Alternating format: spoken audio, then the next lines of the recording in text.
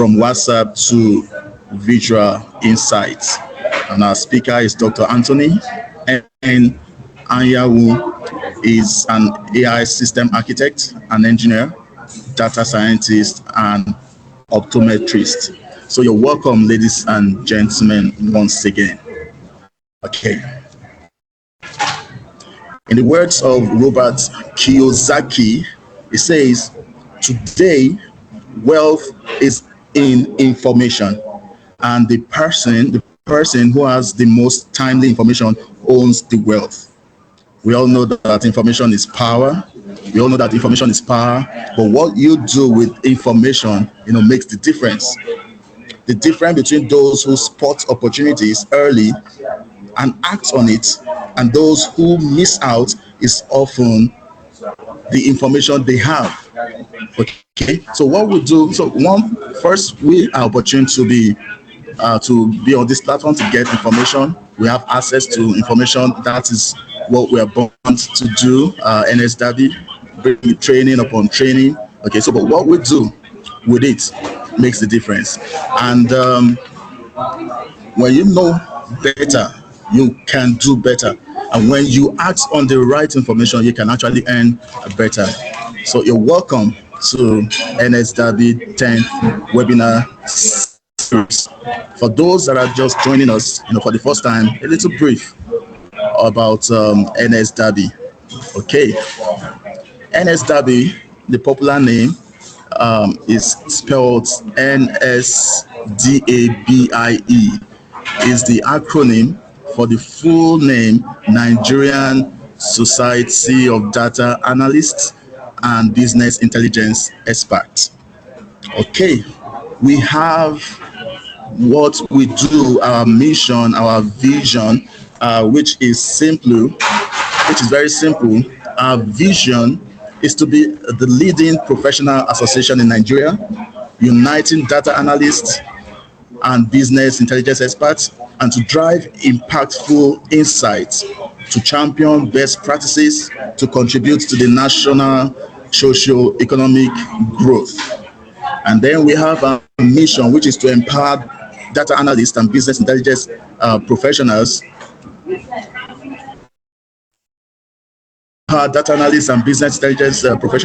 through capacity building, knowledge sharing, and promotion of ethical practices, and also to foster innovation and excellence in data-driven decision making for national development. We achieve all this through our core activities. Number one, training. Number two, workshop. And number three, conferences. Talking about conferences, we had our very first annual international conference in last year, November.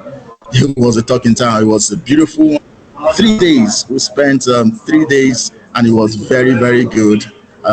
We got a lot of commendation and all that. Going forward, we are preparing already for our second international conference, which is coming up in November this year. So later on, we'll talk about that. And then the first one I mentioned is training, our core activities. Training, what we do is part of training. The webinars we've been doing, this is the 10th one, and we also have the other ones at the side that we've also done.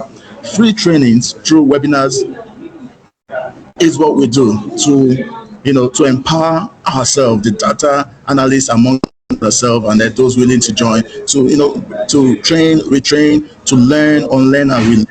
And that's what we do for training. We have the paid training, no doubt, which we'll still talk about that later on. But this is actually absolutely free. And then workshops by way of seminar on site, and then webinar, just like we're doing like this. So these are our core activities that we do. We have our core values: innovation, integrity, knowledge sharing, and collaborations. All right. So before much of there are plenty to be unpacked, but before I delve into those ones, we will just give room. Let's follow the order of the day. Okay. Right now, I will be calling on our president to give his opening remark, Mr. Abdullah Balarabe is our president. Mr. Abdullah, you can give your opening remark. Thank you. Mr. Abdullah seems to be having an issue with his network. Okay, so I will just continue from here. Probably when he joins, briefly, he will do his, he will give his remark. Okay.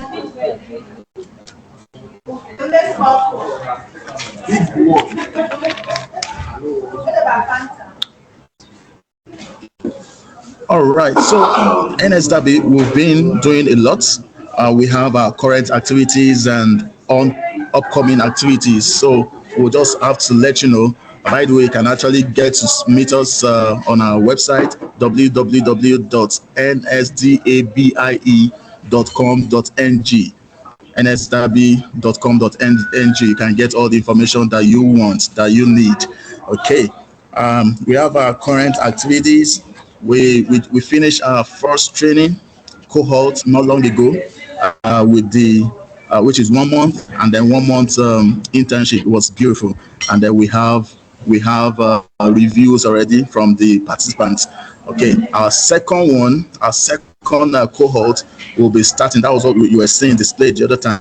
Yes, thank you very much for that. Our second cohort will begin this month, 26th of June. You can have it Excel. We have Excel there. Go through the flyers. Power BI. We have Power BI there. Lots to learn. The things to learn are broken down there for you. We have Tableau. We have SQL, Python, and of course AI. 26th of this month. So the details that you need is there. The phone numbers to reach out is there. The payment structure, where to pay to, and all that. Just a token you pay there is there, and then we'll get you onboarded for that. That's our training second cohort that will be starting. Then we also have challenge innovation for the members. Already you are aware of it. For our members, we have our innovation challenge that will be showcased during our conference in November. A whole lot of people have applied already. We see you. I know you guys are here. We see you. Very soon we'll be having a meeting with you to tell you the modalities, the mode of operation, what is expected of you, because our conference is going to be, last year was virtual. This year, by God's grace, is going to be hybrid for those in Abuja, and then those that can find their way to Abuja, they'll join us, while those that can't will join us virtually. We have MIVA Open University that is partnering with us, so we'll be using their facilities, their venue for our second annual international conference. So during that period, it's going to be 3 or 4 days, as the case may be. During that period, the chosen people will look at all the projects. For those that have shown interest, we will choose the best, and then the best will present during those days. And then, you never can tell, we are looking for solutions to the country, problem and all that. So there will be dignitaries definitely that will come, and so your solution, your work, your project can actually be taken, can be adopted, as a federal government a solution to solve particular sector. So don't joke with it. What is attached with the prize money attached with, that's just chicken change, so to say. And then who knows, before that time it may even be increased. Fingers crossed. Okay, so but take it very serious, not just because of the prize, but because of the exposure, and then you can be adopted. People in industry, people from the industries, they will come, the dignitaries will come that day, and they can actually buy into your product. So we have that, and then we have what we call Code Along With Me. Try to tweak our webinars just like what you have today. More it's a mix of practicals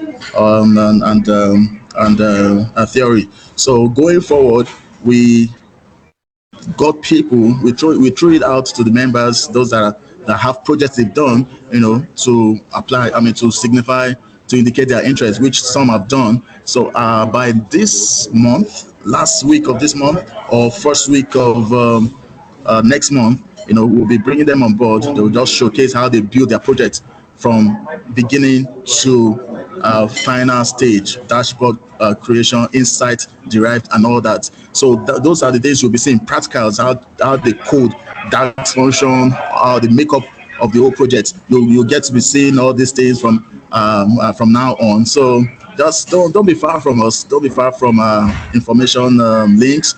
Just stay glued to our channel, stay glued to our media. You get to know the dates and information.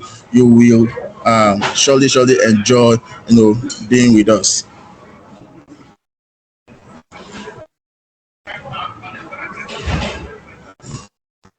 Okay, so for those in charge of data clubs in the states, your letters are ready. When you begin to reach out, the state coordinators begin to reach out so that you get your letters to take to the chosen schools, secondary schools. You want to model just 1, 2, 3 schools in your state to be model. Your letters are ready. Reach out to us so that is a central letter that everybody is using. Okay. To take to school, and now is the time to get to do that because they'll soon go on break June, July. So it will be good for us to take these letters to this school right away, so that they can plan towards their holidays, the 2-month holidays. They can actually plan for their students and also include it in their budget for the next session. We call it Data Club Initiative. So that is ongoing as well. Okay, what am I leaving out here? Okay. All right. So, Mr. Abdullah, are you back? Are you here now? President, are you here?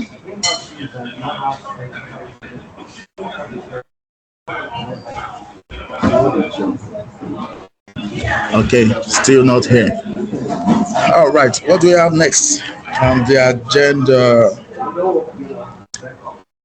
Okay, talking about the speaker of today, Dr. Tony. Okay, very soon he'll be introduced, to have the mic. He does a lot. He does a lot of trainings, and yes, he's part of us. He's our member, professional member, and then that's what we do. We partner with ourselves, with our members. So we are partnering with him on specifics.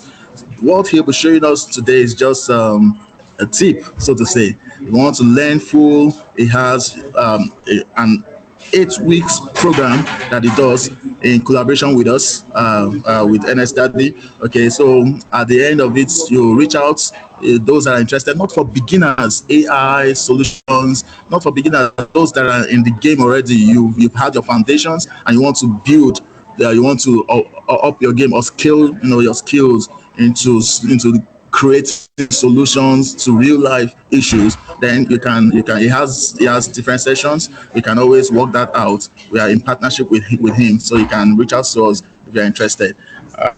So that's that.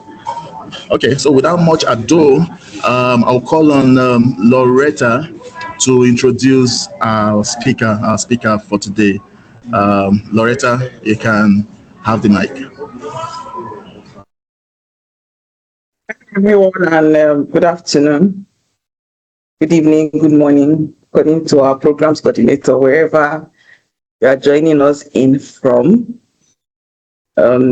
It's another exciting webinar, our 10th since inception, and it's my privilege to introduce our presenter and speaker for today. Today, we are going to be looking at the topic, building autonomous AI data agents with OpenClaw from WhatsApp to Visual Insights. And our presenter is Dr. Anthony N. Anyanwu, aka Tony Nsdabie.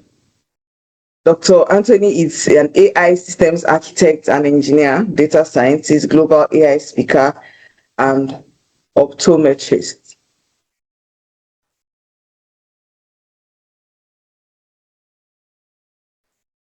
He's a technology entrepreneur, passionate about building intelligent systems that solve real-world problems in healthcare, public service, and business. He is the founder and CEO of Zub Vision Limited, a technology company focused on artificial intelligence, intelligent automation, data solutions, and digital transformation through Zub Vision. He designs and deploys production-ready AI systems that automate workflows, generate insights, enhance decision-making, and improve operational efficiency. With a unique background that combines healthcare and advanced technology, Dr. Anyanwu has successfully developed and deployed multiple AI-powered solutions, including intelligent data analysis agents, AI voice receptionists, customer support chatbots, healthcare decision support systems, computer vision applications, and business automation platforms. Some of his notable projects include Zoom Insights AI, autonomous AI data agent, a WhatsApp-powered AI system that automatically analyzes data sets, generates visualization, creates executive reports, and delivers actionable insights to user. Well Health Liver Frailty AI system, an AI-driven remote patient monitoring solution that uses voice agents to assess frailty risks in patients with chronic liver diseases and automate clinical follow-up workflows. Grant OS, an AI grant intelligence and proposal support platform that helps organizations identify funding opportunities and streamline grant application processes. Zoom Vision AI receptionist, an intelligent voice and chat assistant designed to automate appointment bookings, customer engagement, and business communications. Intel Watch AI, a computer vision powered CCTV monitoring and security analytics system demonstrated at the Nigerian Security and Civil Defense Corps, NSCDC headquarters, Abuja. Furthermore, beyond building AI systems, Dr. Anyanwu is an active educator, mentor, and public speaker. He has delivered presentations and training sessions on artificial intelligence, data science, intelligent automation, and digital transformation to diverse audiences across academia, healthcare, government, and industry. He has also been involved in notable speaking engagements, which include a presenter at the Global PhD Professionals Community, where he delivered AI-focused sessions to researchers and professionals from over 20 countries. Speaker on building autonomous AI systems and intelligent data agents, demonstrating practical applications of modern AI technologies. Facilitator and instructor for AI engineering, data science, and intelligent automation programs through Zoom Vision Tech Academy. Presenter at professional conferences, webinars, and technology forums focused on AI innovations, healthcare transformation, and emerging technologies, such as this webinar that we're having now. His professional background: professionally, Dr. Anyanwu serves as an optometrist and superintendent of corps with the Nigeria Security and Civil Defense Corps, NSCDC, where he combines clinical expertise with a strong passion for innovation and technology-driven problem solving. His work focuses on bridging the gap between artificial intelligence and real-world impact by designing scalable production, ready solutions that improve lives, empower organizations, and unlock new opportunities through technology. Join me, everyone, as I welcome Dr. Anthony N. Anyanwu, aka Tony Nsdabie, founder and CEO, Zub Visions Limited. Dr. Anthony, you are welcome. Oh, thank you. Thank you so much. Can you hear me? Yes, we can hear you. Yeah, thank you very much for that grand introduction. At some point, I was looking at myself. Was I? I was, I was looking at. I was asking questions. I was like, ah. So I'm the one that they are talking about like this. Anyway, thank you so much for that introduction, that proper introduction. Yeah, it's a pleasure to be here. Good day, everyone. Anyway, while I'm talking, I'm trying to see how I can share my screen. Okay, I think I've seen. Sure. Yeah. So can you still see my screen? Can you see this one now? Yes, we can see it. Beautiful, beautiful. Yeah, yeah. So sorry about that technological glitch. So our topic today is um, you know, building an autonomous AI data agent with OpenClaw. Okay, from WhatsApp to Visual Insights. The introduction has been done. I've been introduced, so we are going to skip all of that. Um, so, so what I want to say first is this: analytics. Today, probably I may break some people's hearts, but it will not be too much. But also to, after breaking your heart, also to point you in the right direction. So that you position yourself so that in the next 2 years, 3 years, 5 years from now, you'll be happy that you joined this session. You'll be happy that you joined this session because you have evolved.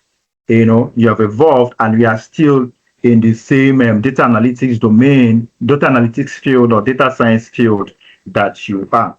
Just that probably by then you must have evolved. So analytics has evolved significantly, right? It has evolved significantly. Years ago, by the way, I have a slide. I have a note here that I look at to guide me on what to do and what to say, sort of. So I'm just going to do a little bit of theoretical thing. Then I will show some practicals. Right? I'm a practical guy. I don't believe in too much slides. I'll show some practicals so that you see that people are building these things already. People are using it already. Okay. So years ago, we collect data, and when we collect that data, we clean that data. Okay. We collect the data, we clean the data manually, we build charts manually. Then we write reports. Okay, manually. We still do those things till today. Okay, and we do all these things with Excel. Excel. I think I started my data analytics journey with Excel, which is very, very paramount till today. Then you do SQL, then you do Power BI, you do Tableau, either Power BI or Tableau, then you do your reports and dashboard, right? That still happen. Okay, but now these things have evolved. Okay, these things have evolved. But today we are now talking about artificial intelligence or AI assisting with many of these activities. Okay, assisting with many of these activities. Now we're talking about AI. From AI, you do automation. From automation, talk about agents. Talk about natural language analytics. Talk about decision intelligence. Right? So AI now help to do some of these things. And to tell you the truth, because AI are now beginning to do some of these things, that is why for new for people that are just entering into the data analytics newly, it's now as if it's becoming difficult, right? Becoming difficult to secure jobs, data analytics jobs and all of that, especially if you want to play international, which makes you more money, right? If you want to, earn in dollars and all of that, it's now as if that entry-level data analytics roles are beginning to disappear. And the reason is this: because of AI is beginning to, handle some of these processes. Now, the question that we must ask, I know a lot of us have those questions, have been asking those questions, but I believe after today you have more clarification, on what to do next and how, what to do next and how to, move forward. Okay. So the wrong question is this: will AI replace data analysts? Okay. Will AI replace data analysts? In fact, even till today, and when AI was starting out, and even till today, a lot of people are frightened. Oh, am I going to be replaced with AI and all of that? No. So the thing is that it's not the question that you're supposed to be asking. Rather, the question that you're supposed to be asking yourself or anybody is, how do how can I leverage artificial intelligence or AI agents to evolve my career as a data analyst? Do you understand me? How can I leverage this artificial intelligence? Because it has come to stay. It is not a bubble. It is not a bubble that will burst. No, it has come to stay. It is the current revolution. Okay, so that is the question that you have to ask yourself. How can you leverage this thing? Because analysts who harness agents, or especially by leveraging AI, okay, we amplify their impact, and not just amplify their impact, but will also be better positioned. Okay, so so I wouldn't want to spend so much time on this. So now look at the evolution of analytics. We have analytics 1.0, okay, where, just like I said before, you get in your data, you take it to Excel, do your charts, do your reporting. Fine and good. Then from there, we move to analytics 2.0, where you now start having terms like, business intelligence and automated reporting. Now you've moved from Excel to now SQL, right? You get this data, you put it on SQL, you use SQL, okay, either using MySQL or Postgres or whatever. Okay, then from there you do your dashboarding with you put it on Power BI. Okay, then you do your dashboarding or Tableau, depending on the one that you are very familiar with. But now we are in the era of analytics 3.0. And what is analytics 3.0? Where you get this same data, but now you give it to an agent, to an AI agent. I'm going to tell us what an AI agent means in a very in a short time. Okay, so you give it to an AI agent. The AI agent will now analyze it. Okay, analyze it, process it, clean it, and all of those things. Then give you insights and recommendations. Okay, so we are now in the era of analytics 3.0. And if you want to play big, this is where you should be eyeing. If you want to play big and not somehow, God forbid, lose your job or whatever, or become redundant, this is where you should be targeting to go. If you want to play big, especially any foreign currency, this is where you should be targeting. Now, what is an AI agent? Okay. A lot of us know ChatGPT, right? We know ChatGPT, but the thing is that we know Claude AI and Gemini and things like that. Okay, but the thing is, ChatGPT is not an AI agent. Okay, ChatGPT is mainly conversational, right? Your Gemini, your ChatGPT is mainly conversational. You ask a question, it answers you the question. Right? It's reactive. But an AI agent, goes beyond conversations.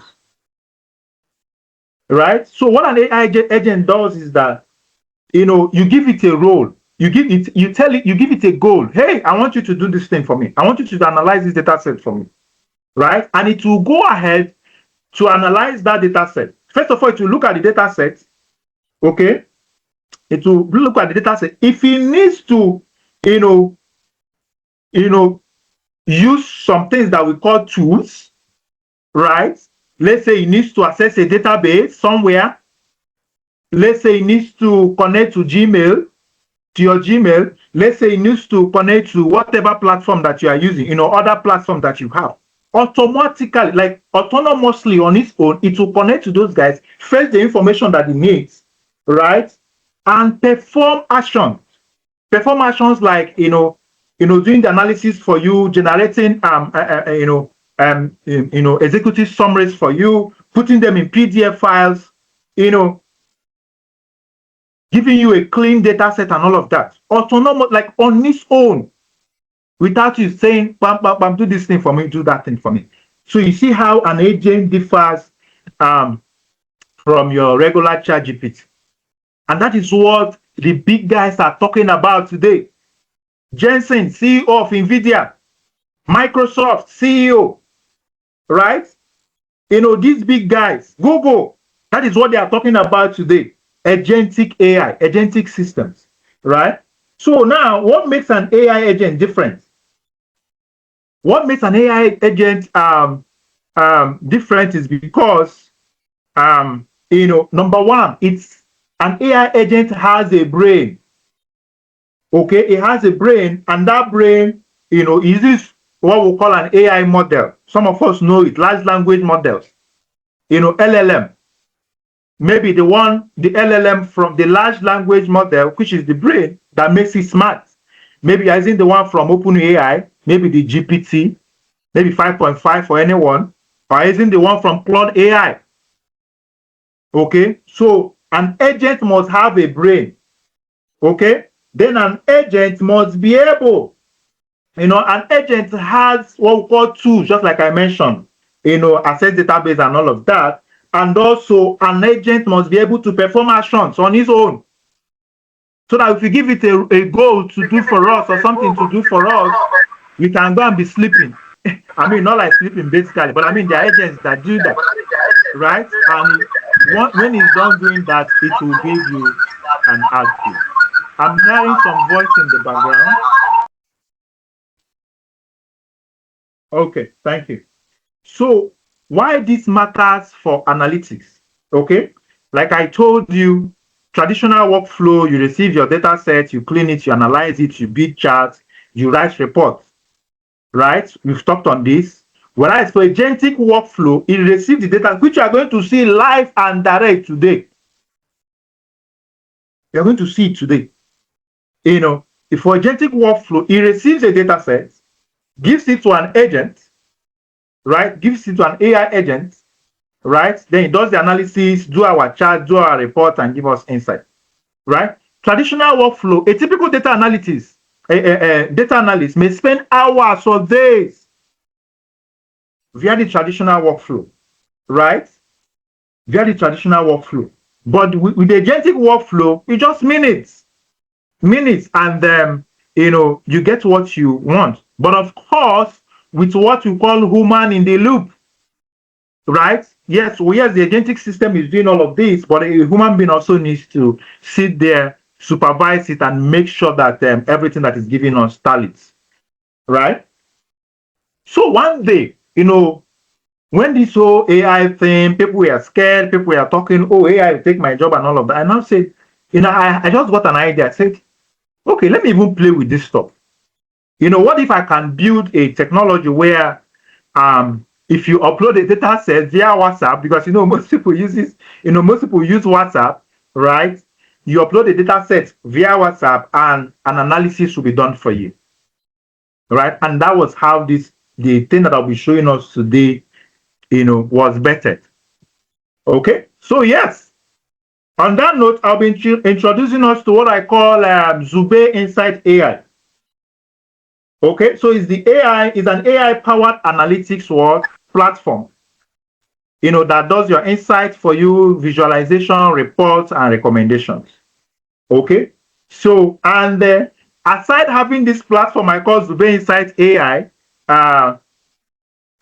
okay, I think let me quickly pull up another one slide that I have here.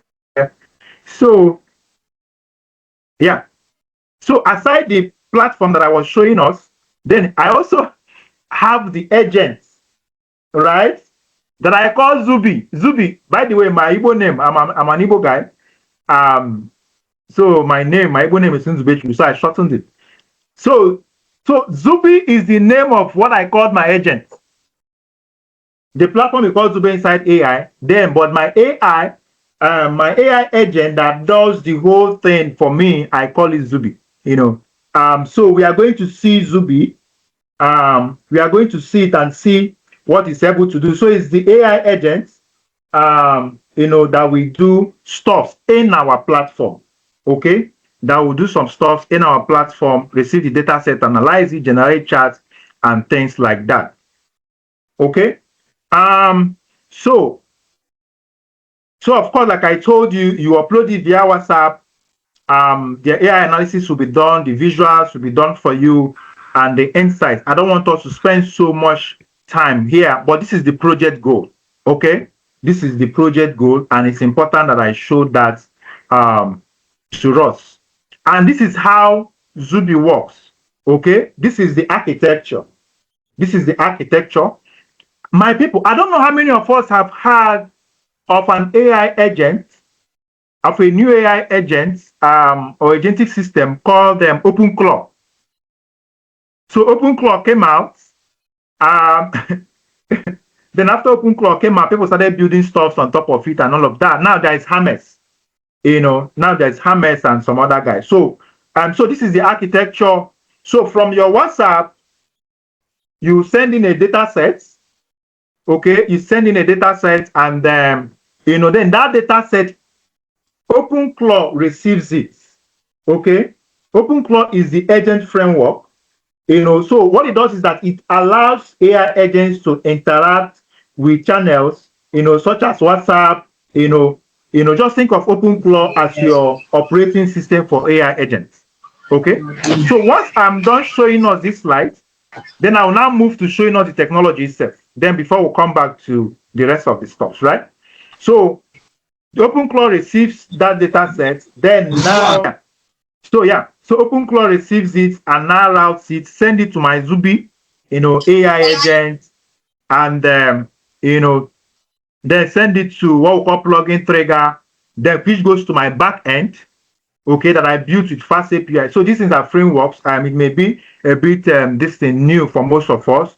Then send this to my analytics engine where you have your pandas, your NumPy. I know we are familiar with this one, Matplotlib and things like that. Then also get a response, generates a chart, PDF and stuff like that, and give us a response via WhatsApp. So my people, let us now go to the technology itself and see how it works. So we are going to do a demo, maybe 2 or 3 demos, so that you see how it works. So I just wanted to make sure that all these things are running. Please confirm if you can still see my screen. Okay, yeah, we're here, sir. Okay, thank you. So I will go to my WhatsApp. This is my WhatsApp. So by the way, the agent is currently running here. Okay, I have set it up already. I have set it up already. It's currently running here. So what I'm going to do is that I'm going to upload data sets. As you can see, this is where the test I was doing. So I'm going to upload data sets, and trust me, this can handle any type of data set, any data set from any domain, healthcare, finance, what have you. It can handle it, right? So now I am going to go pick up a data set that I want it to analyze for us. Okay, that I want it to analyze for us. So I will go here. I will open a document. Sorry, my network. Okay, I'll open a document. These are some of the data sets that I have. Let me pick one. Let me pick one. FIFA, heart disease. Okay, mall. Okay, supermarket. Okay, let me pick this one. This heart disease. Let me pick the heart disease one. I'm sorry, I may be a bit biased because I'm a medical practitioner. So I'll pick this guy, and I also come. So we'll do one for healthcare, one for maybe about 2 or 3 domains. So I'll do the one for heart disease. So I will say, guy, by the way, before I even do this one, let me show you. Cancel. Let me show us something. Discards. Let me show you something. Hi. Are you still there? I'm talking to my bot now. Let me know if he's still there, self. Let me even know what he's doing. Let me know if he's still there. So this is Sorry, Nsdabie now. Dr. Yamu. I Yeah. don't know if you are sharing your screen. If Jesus. it's just about. I'm not sharing my screen. We can Your see screen your is screen. on Oh. from his network. You can Sir, the see screen is the visible. Your screen is visible, please. You can see Oh, the and continue. your screen. You can Okay. see, you can see the screen. Okay. Okay. Big man, I don't know if it's from your network or something. Okay. So maybe we'll log out and come in again. So yeah. So my guy said he's there. Oh, yes, Dr. Tony, I'm here. Okay. Let me confirm if it's my Nsdabie, my agent that I named Nsdabie that is doing this thing. Oh, let me even confirm. What is your name again? And what do you do? Let me just confirm so that it's not be that I'm talking to another person. I'll send it. Can you see it's typing? It's my bot that is typing this one. Oh. So it says, my name is Nsdabie. I'm an autonomous AI data agent built by Dr. Anthony Anyang. I help analyze data sets, clean and summarize data, find insights, create reports, generate charts, and explain results in a clear way. Awesome. So I'm now going to give it a data set to analyze for me. Okay. Gracias. Send me a data set whenever you're ready and I will analyze it. So I will come here, document, let me, and before I even do that, let me open this data set so that you see that we are not doing this thing. Let me open this data set on my, let me open the data set so that you can be able to see it.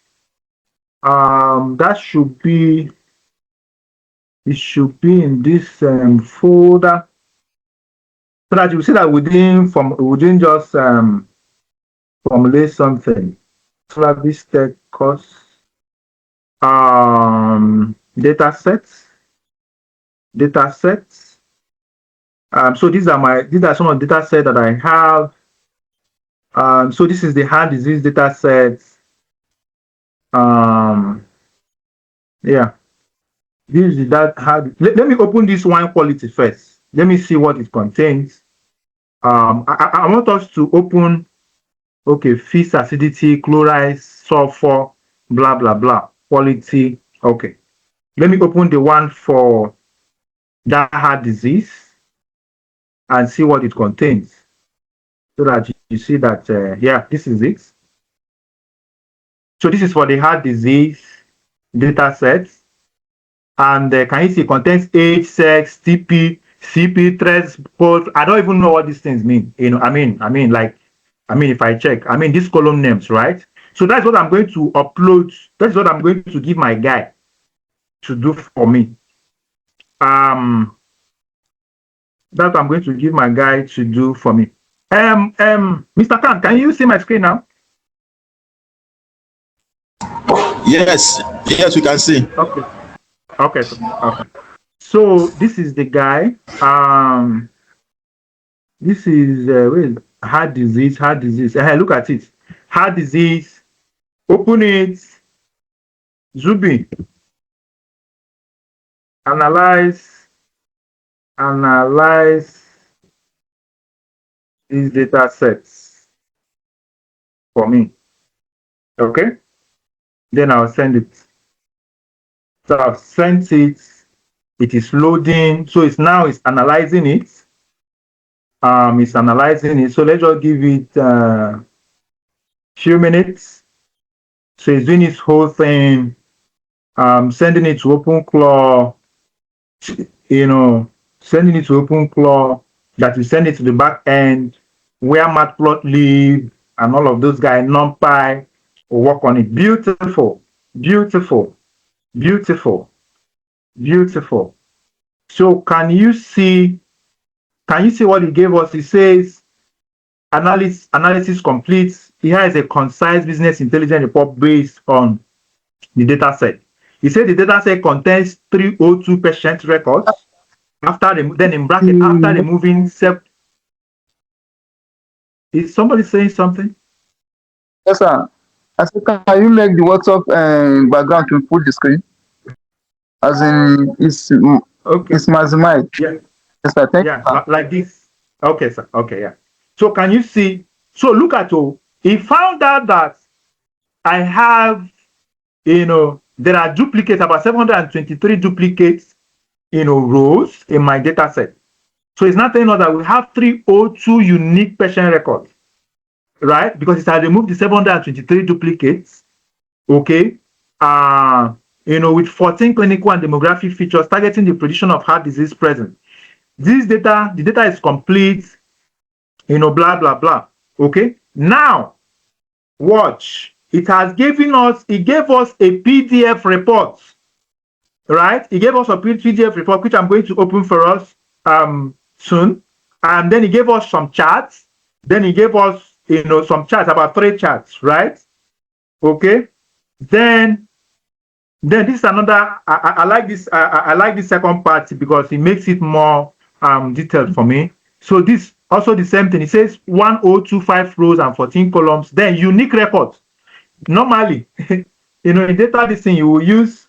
I'm a Python guy, so we use Python code to what's that thing again? df.unique or something. That's how we used to write it. But look at it has done that for us. 302 unique records.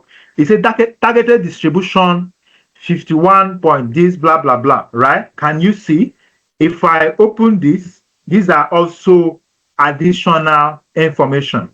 Right? It has also given me another file here to open. That's a markdown file to open that also contain some clinical results, okay, and some other files here. Okay, so now let me go and open this guy. Usually I like taking this to I like taking it to my, what's the name of this guy again? To my Telegram. And this thing you can do it from your phone. Okay. I like taking it to my Telegram, and I'll come to my Telegram to paste it.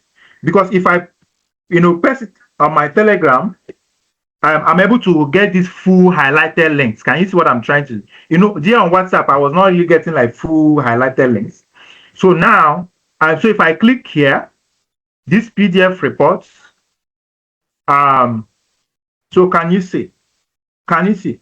It was my Zubio. It was this platform that did this thing all by itself, autonomously, all by itself, right? So you see data set summary 302, then 14 columns, then says blah blah blah blah blah. And just to confirm the columns, so these are columns we have 1, 2, 3, 4, 5, 6, 7, 8, 9, 10, 11, 12, 13, 14. Although this is a data science project, that's why you have target there, but yeah, we can see it, right? So so this is my summary, or the summary. Although it may not be so much clean, yeah, I think it's clean enough. I think it's clean. I mean, when you want to submit it to your stakeholder or to your boss, maybe it will make it cleaner, right? So can you see executive summary? This is not very clean as I wanted. Like you can see this hashtag stuff, but it's an engineering thing, which I can always engineer. But can you see executive summary, key insights? Can you see stuff like that? Okay, then look at the charts. These are the charts. These I gave us about 3 charts. Distribution of targets, distribution of age, then our heat map. Okay, and of course you can always expand these charts, because you are in control. Because you can add as many charts as you want. Okay, because you are in control. Because you're in control. These are still the charts. Chart 1, I've shown us that. This is the chart 1. This is chart 1. This is chart 2. I just wanted to show. Once you click on the link, and these things can be done from your phone, from your phone, okay, from your phone. And this is the chart 3, okay. Then let me go open the stuff, the other stuff that he gave us. Let's go open the other stuff that he gave us. Okay, he gave us this thing, a markdown file. Let's see what is in this markdown file. Let me see. Heart disease. I wanted to see what is in that markdown file. Yeah, he gave us different things. I gave us, okay, analysis. Let me see. This is not opening. Why? Have they logged me out? Yeah, so I wanted to show us, let me check if these guys are still running. Okay, they are still on. Yeah. So that is that. You see, he gave us a PDF, he gave us the analysis, he did the analysis for us and stuff like that. And all these things, as they are running, look at where they are running. Look at the, can you see? This is the coding. I mean, this is where I used to monitor, as the thing is running and all of that, okay? This is where you monitor it from. Right, this is where you monitor it from to see what is working, to see what is not working. Okay, and of course I have the for some of us that have done a little bit of coding, we have the back end. Like for every technology, you have the back end and you have the front end, right? So this is where I started up the back end of my technology. That is. So the back end is in charge of all these analysis. So the back end is like a kitchen, where you prepare your food and stuff like that. Then before they now bring it into the fine dining where they serve it and people eat. So this is where I started it up, and and it's running here. Okay, it's running here. I also have the front end part of it. That is the fine dining that you see. Okay. Let me show us one more thing. Let me show us. Okay, this is where these are some of the codes. Let me maximize this. So these are some of the codes. I know for some of us that are very familiar with VS Code, this is not VS Code. This is PowerShell. This is PowerShell. Okay. So these are some of the codes. This code now is what powers my one of the major codes that powers my back end. Okay, it's inside this main.py file, right? Inside this main.py file. But I don't want to bore us with that. So quickly, let's go do another analysis. Okay, let's go to another analysis in another domain. So we have done for healthcare. So let me pick another one. So let me pick for, let me see if I have the one for sales. Okay, more customers. Let me see these small customers. Okay, even before I go to another one, right? This one that we are on, let us query it more. Let us ask it further questions. Okay, this had its own, so that you see that it's not just making the analysis. No, you can ask it any question and it will intelligently answer you. So let me ask it the column names, the column names, what are they, self? I mean, I can ask it any name here, the way I want to ask it. The column names, I do not even understand, /know what they mean. Because I don't know how many of us have run into that challenge where you get the data set from Cargo or wherever and you are struggling to understand what the column names mean. So I don't even understand what they mean. Explain them to me. Then I will send.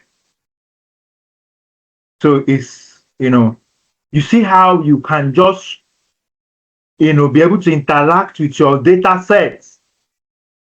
You can just be able to interact with your data set, ask you questions and whatever, and it will work intelligently. Okay, it will work intelligently. So it's doing its thing. It's doing its thing. The column names. So let's wait for it. Beautiful, beautiful. Can you see what is happening here? Can we see? Am I still on the call? Can you? Yes, we are. Yes. You're still on the call. Thank you. So can you see? Say sure. The data set is hard easy prediction, blah blah blah. It started telling me what each of the column names represent. It says sex, this one, and how they are being used in the data set. CP. Oh, I didn't even know. CP means chest pain type. This describe the blah blah blah, whatever, right? Oh, stress BPS. I didn't even know what that means. It says it's resting blood pressure, right? It's resting blood pressure. Okay, let me ask it another intelligent. Let me try to ask it another question. Let me open that our data set. This is the heart disease data set. What should we ask it? Age. Age. Should we ask it which age or which age group or age bracket has the highest which age bracket has the highest maximum heart rate, fasting blood sugar, cholesterol. Let me see cholesterol. Let me see what it contains. Cholesterol. Let me see how it's looking. Okay. Let's ask it which age bracket has the highest cholesterol level. Has the highest cholesterol level. Let's ask it that. Mind you, we have not grouped this thing into age brackets, so we just have the age, like just appearance scatter like that. So let's see what it will do. Which maybe we should group this age. I don't know. Let me just ask it and see what it does.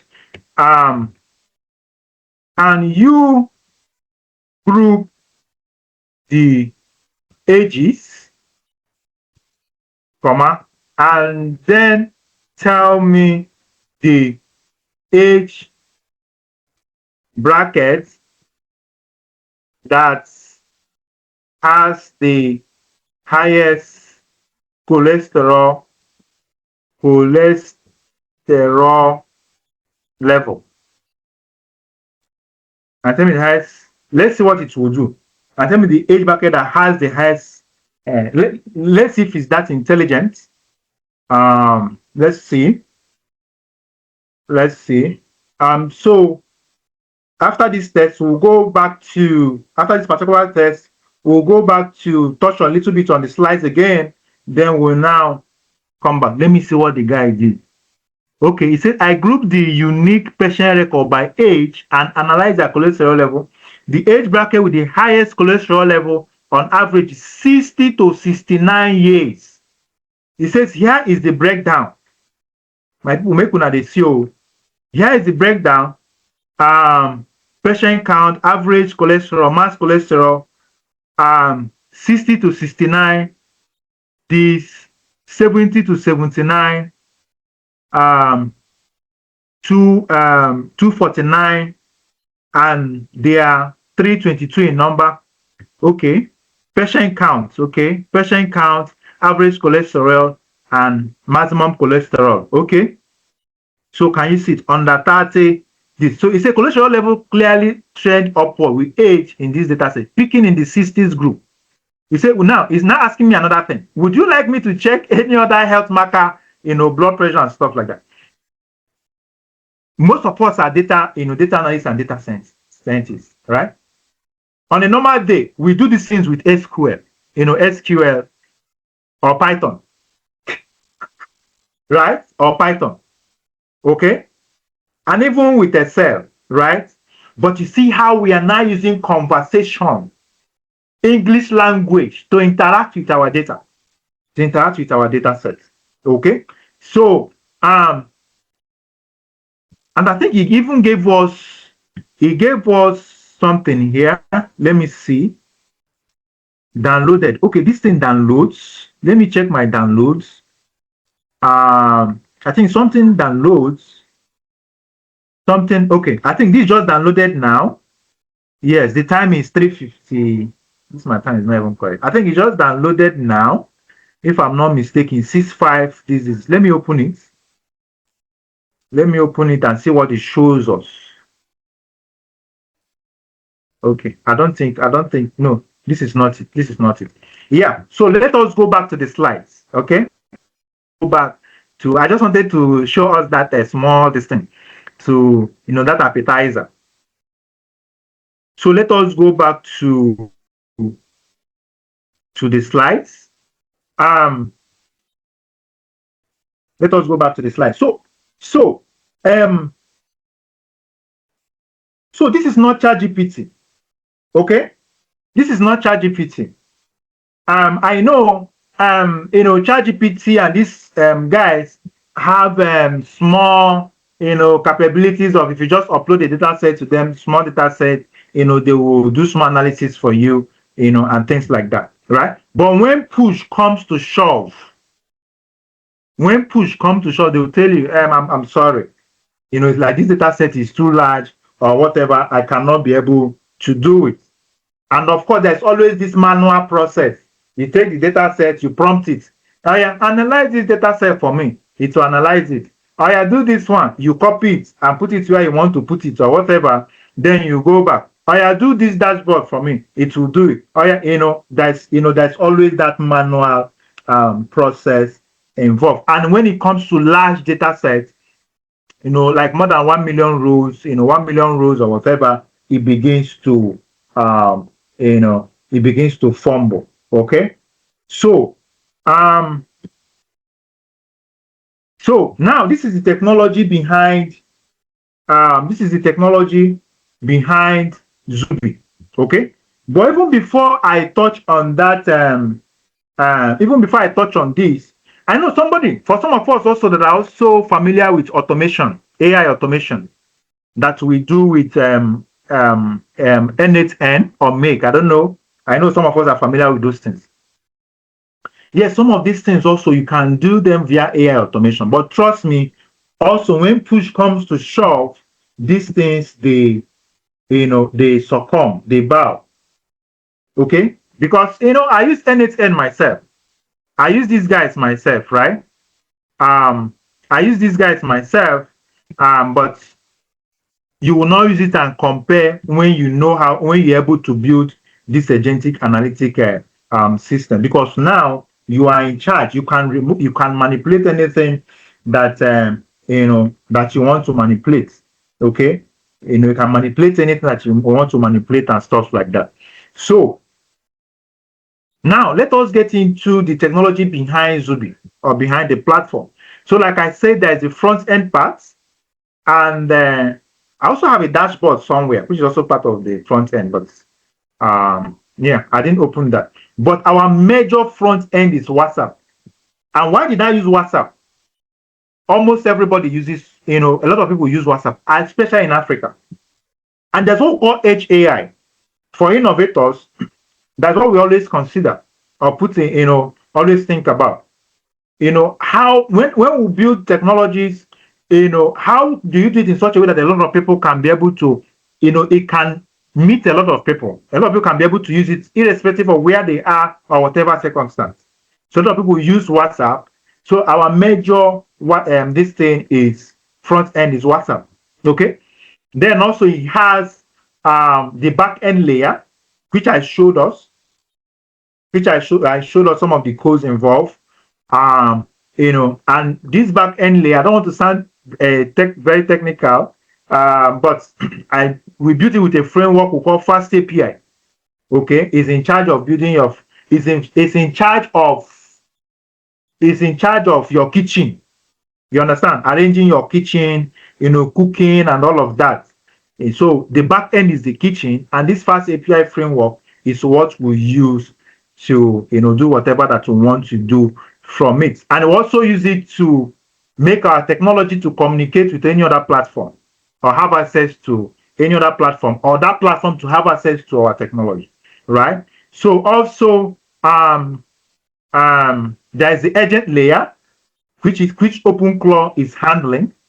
Okay, and like I said, OpenClaw is an orchestrator, right? OpenClaw is like your laptop, Windows operating system. It's like an operating system. For those of us that are using Mac or Linux, it's like an operating system. On your operating system, like Windows operating system, you now have different softwares inside of it. Your VS Code, your Microsoft Word, and all of that, right? So OpenClaw is an operating system, and people like Jensen, by the way, it was built by one white guy, Peter Stern something, I'm forgetting his name. But now people, the who is who in this new era, like Jensen of NVIDIA, those big guys, they are calling OpenClaw the new operating system of agentic AI. Right? Because if you have it as your operating system, then from there, you can now have your agents now do some things. As in, it gives them that enabling environment for them to now be able to do what they want to do, go access your Gmail, go do this one, go do that one, right? So we are using OpenClaw for this. We also have Hermes, but we are using OpenClaw for this. Then we have the AI layer, right? The AI layer we are using, so there's what we call Open Router. With Open Router, and I will recommend, and when you want to do tools like this, use Open Router, because with Open Router, you can have access to different models. Before, if you see the money I used to spend on model, I didn't know about Open Router. So if I wanted to use the GPT, let's say GPT 5.5 model, like the model from the people that built ChatGPT. I hope I'm not being very technical. The people that built ChatGPT, they have their model GPT-5 and all of that. If I wanted to use GPT-5 or the model from Claude, I will go on each of their platforms and register and put in money inside my account. Maybe $10 or $15, so that I will use it. But now with Open Router, I'm trying to raise against them. If not, I would have shown us. Let me see if I can show us, because I don't believe in too much talking. Let me see if I can show us. Let me see if I can show us. This is Open Router. This is Open Router AI. So with it, you have access to different models, right?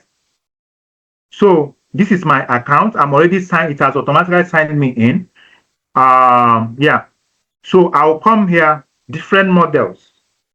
So you see here, I have access to different models. Can you see? Even NVIDIA, the one from NVIDIA. Let me show you. Let's search for a model. Let's search for OpenAI model. OpenAI. Can you see? This is the latest model. Can you see OpenAI GPT 5.5? I have it here, right? And what have you? So all I need is to just come here and create an API key. All I need is to just come here, create an API key, and with this API key, of course, you sign in into the account, you sign up. With this API key here, I connect it to my technology, right? These are the ones that I've done already. I connect it to my technology, and I'm able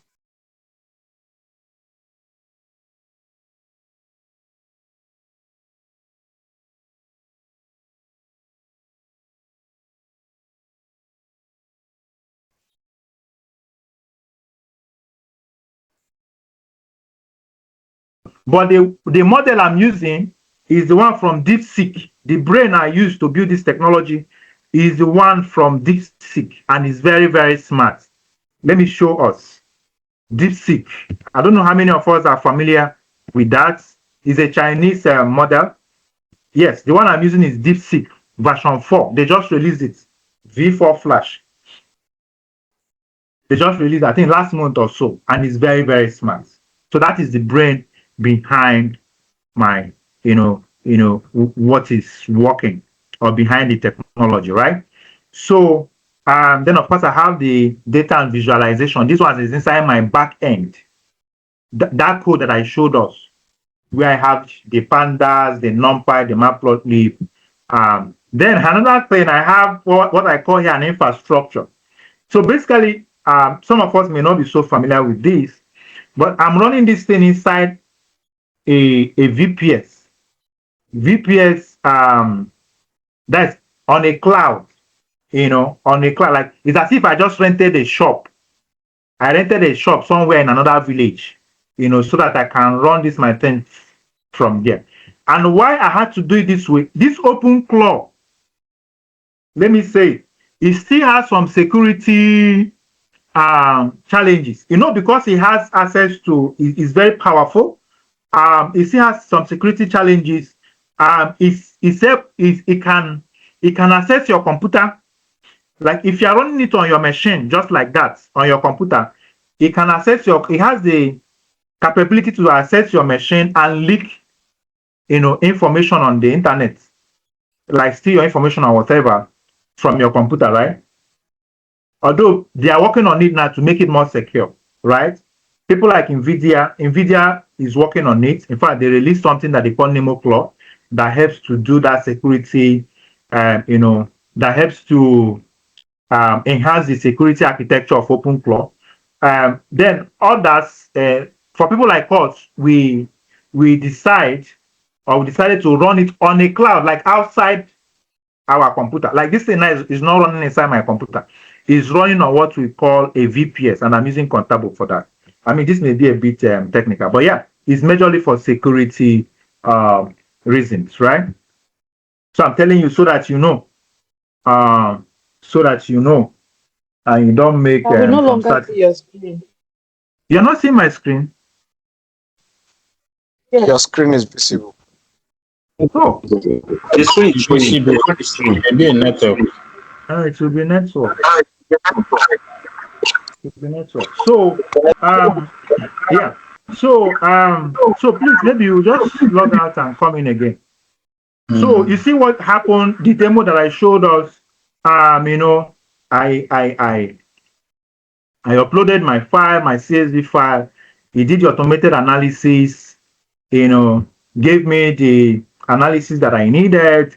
Did the chart generation, gave us a PDF report, and even an insight delivery, and even continuous probing in and checking to get deeper information from it. Okay, so this is not a chatbot. It's not a chatbot. It's not a dashboard. It's an autonomous AI data agent. Okay, so it does not just answer questions. It initiates analysis, selects the right tools. You see, this one that I'm even showing us is small. Okay, let me even shock you. Do you know that this thing that I built, somebody can even have it as a company, as in can even add some other extra stuff to it, like have it as a startup, that people now pay the monthly stuff to use the technology, so that the technology will now be able to do some other stuff, emails. Maybe after doing this thing, automatically to send the email, to whoever, without much, supervision or manual processes. The other thing that you can add to this. So imagine the benefit of this thing to healthcare, to the healthcare industry. Imagine the benefit of this to, NGOs, to governments, to people in sales, right, or businesses or education. Okay, you see that the advantage is enormous, right? So let me go over. So what does this mean for data analysts? What does this mean for data analysts? Breaking, sir. My network is breaking now. Please, can someone confirm? Not at all. not No, No, it's not breaking. It's not breaking. It's smooth. It's not breaking. Okay, sir. Okay. So, what does this mean for data analysts, right? So now what AI can automate is this, the basic reporting and routine summaries, right? Standard chart creation, repetitive, and structured analysis. Like in the beginning of this session, when I was starting, that is why I said for people that are just entering the data analytics domain, I know some of them may be getting frustrated, because the truth is that, it's now as if those entry-level roles are beginning to disappear. Like I said, when you want to play globally, when you want to play internationally, when you want to earn in dollars. Because what I'm putting that caveat is this. Most Nigerian business owners still need data. In fact, it's not that they are waking up about data analysis, about the importance of analyzing data. So they still need you, they still need us, right? Junior level analysts and all of that. Those basic stuffs. They still need. But the thing is that, you get that job, they're paying you 150K, 200K, 300K, which is fine and good, right? Perfect. But if you want to join the big boys league, start earning in dollars, start positioning yourself better and all of that, and also to future-proof your career, you have to look into some of this other bigger stuff. So back to what I was saying, this is what AI can automate, right? But what AI cannot replace is what? Business context and domain expertise. AI cannot replace that. AI cannot replace that, right? Like as I'm a medical practitioner now, yes, there are something that it will give me. I will check it. Oh, this blood pressure, systolic blood pressure. How is it looking? This diastolic blood pressure. How is it looking? Is it giving me, what I wanted? And this is one of the areas that data analytics is also evolving into. Domain experts, healthcare data analysts, whatever data analyst, because domain expertise also plays a huge role. So AI cannot replace this, right? So business context, you know how your business functions, how your business operates. Yes, AI will do what it is supposed to do, what it can do, but you have the business context and domain expertise, right? Then critical thinking and judgment. Critical thinking and judgment. AI cannot replace that. Strategic decision making. AI will give you this result. But the decision making itself, is AI will not do it, because now, as an exec or as a CEO, you not say, okay, you are giving me this insight. Okay. Yes, I have this insight too. But this business in Wuse or this product in Wuse, the one I'm seeing that people are coming, blah, blah, blah, blah, blah. Let me still leave it this way. Let me still do this. Let me still do that, right? AI will not replace that. So the future data analyst, I'm talking to you now. I'm talking to myself. Tomorrow's analyst must combine traditional skills. That is why I say, still learn your foundations. Still learn your Excel, still learn your SQL, still learn your Power BI, still learn your statistics, still learn your Tableau. Still learn those fundamentals, because it's even what will even make you appreciate the more what AI is doing. Okay, learn it, right?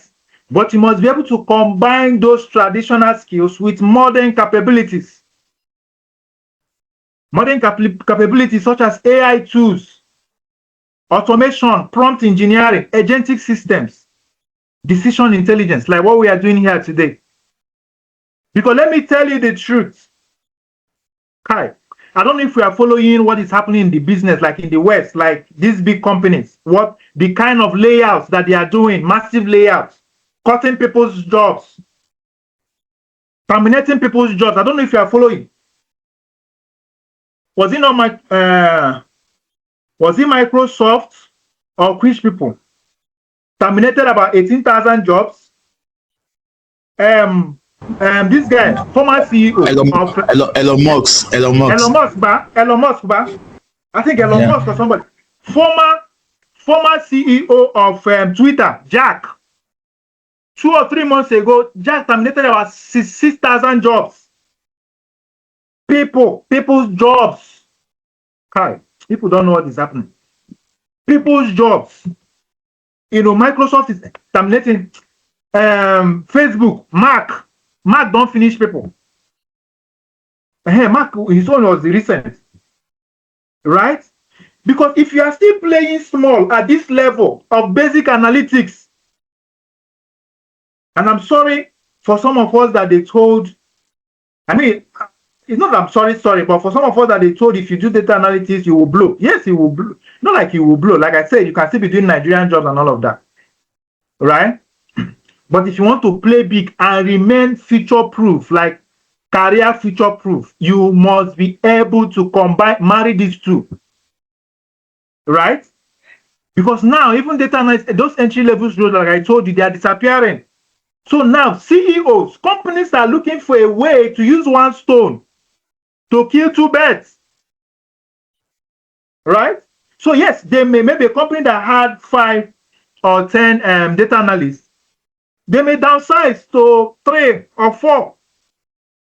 And if they are downsizing, probably they are downsizing to the data analysts that are exceptional, that are upskilled. The data analyst, which is what I'm showing you today, that can be able to leverage these systems and tools and be able to do the work of 10%. That is what these big guys are looking for now. That's why it's so the people that are at the bottom, at the what English do I use now? At the foundation, they are cutting their job because AI can be able to do those things.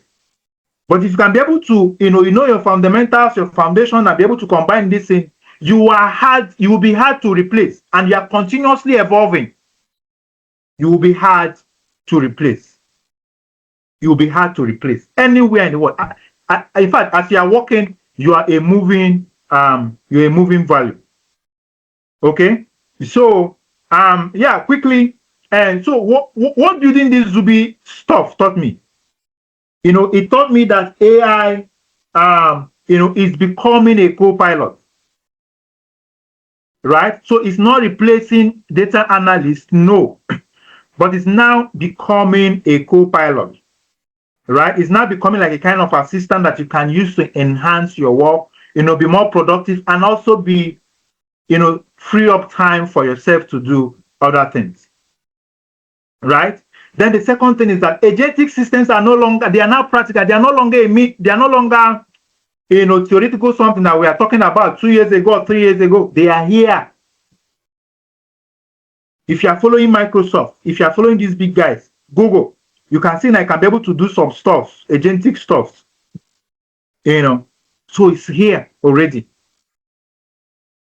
And they are deployable. So it's no longer, I used to hear. They are now here with us. Right? So next thing is analytics is becoming conversational. Right? You saw what I was doing. So natural language is replacing complex tool interface at the primary analytics here. You saw what I was doing. I was asking that guy some questions, right?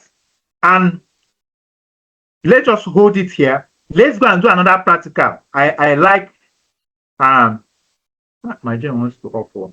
Let's go and do another practical.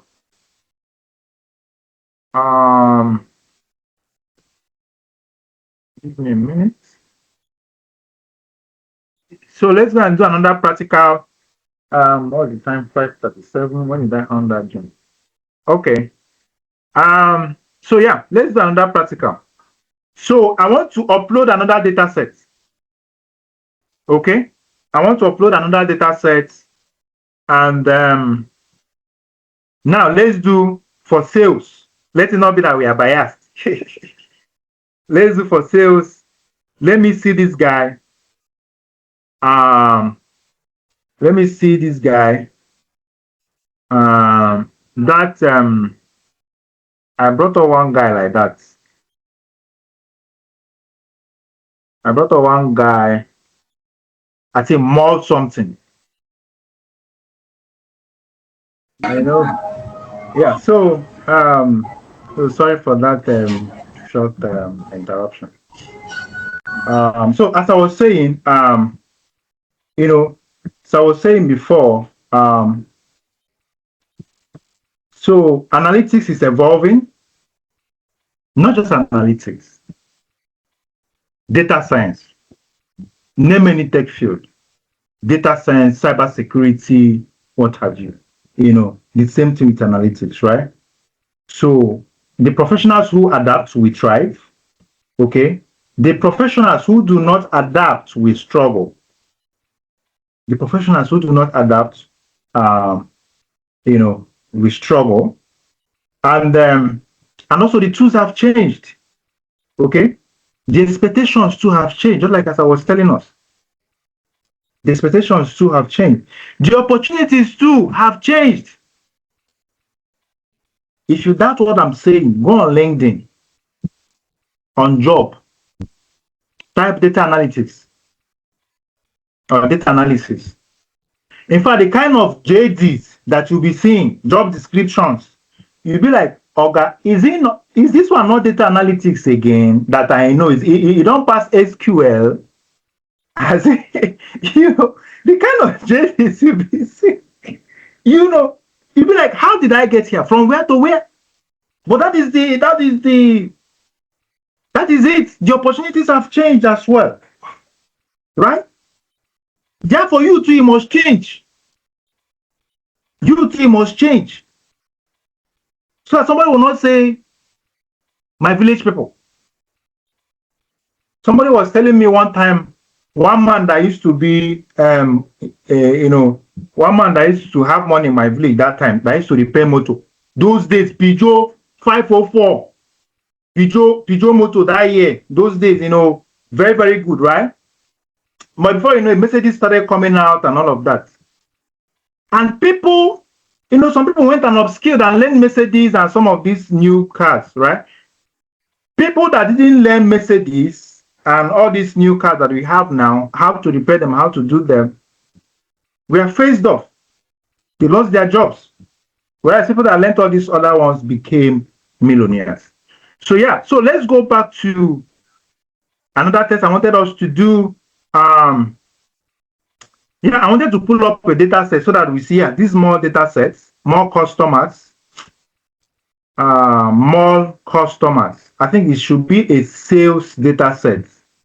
Customer, gen, age, annual income. No, this one is not heavy. Can you see? I hope we can still see my screen, correct? Yes, we can. Yes. Okay. I'm not a serial data set, so that you see that we are not doing small children something here. It's not more data sets, right? It's not more. It's not more something to use it and do small data sets. Supermarket sales. Let me open this supermarket sales and see. Okay. Yeah. Okay. Doctor, can we entertain a few questions?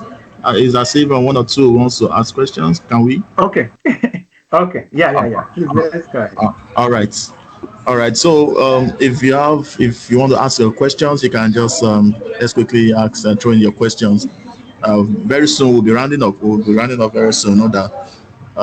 If anyone with any question,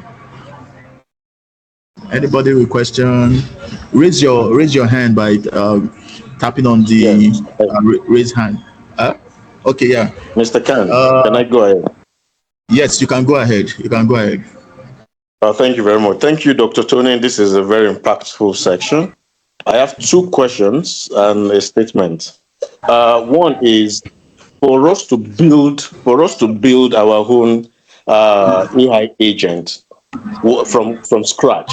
What are the requirements, and is there any financial requirements, like we're going to buy or pay for, a subscription from some of these providers, right? Then, those are the two questions. Then the other statement I have is you talked about, power issues. This might sound like an advert, Mr. Khan, forgive me. But I mean, off the program, we can discuss with Dr. Tony to get our company to get you solar powered up, and of course for you to continue to enjoy uninterrupted power without having to worry about generator. Thank you very much. Thank you, sir. Thank you. Thank you. That was a very good one. Yeah, I mean, let me start from the back. So, yeah, for the power thing, you cannot succeed as a tech person in this Nigeria without having backup. So, for now, I'm managing. I have a power bank for laptop, like a big kind of thing. So that is even what is powering this thing. So yeah, I'm using that for now. Then hopefully maybe later we can discuss. We can and see how we'll do the other one, with your business. But yeah, so but back to your question. You say what are the requirements, right? So if the requirements, of course, you need to know Python, which I'm sure so many of us, I mean, not like knowing Python, like big Python. I even tell people now, you can use AI to do anything, but have your 30% or 40% fundamentals, right? So that you understand what is going on behind the scene. So know your Python. Python is the mother of all these things. However, you need to learn it. So it's either you go on YouTube, watch tutorials on YouTube, or you have a dedicated mentor, like an instructor that teaches you.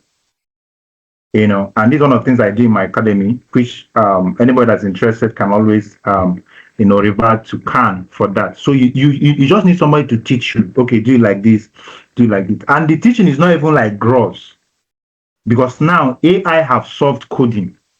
You're not going to start learning how to code Python or code Nest.js or whatever from scratch. AI have solved that, right?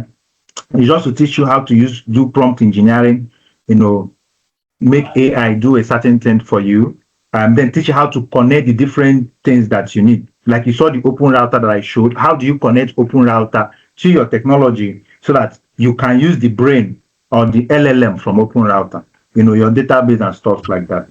So the short answer is you need to learn it. If you want to do self-learning, YouTube is there for you or whatever. But if you also want somebody to teach you, somebody can teach you, which is one of the things I do. And also it's not free. So yeah, that is one. Then also other financial commitments, like for open router now, like I told you, I'm using DeepSeek, which is my brain. It's all the reply. Dr. Tony, this one, that one is the brain that is doing it, right? Which is the large language model.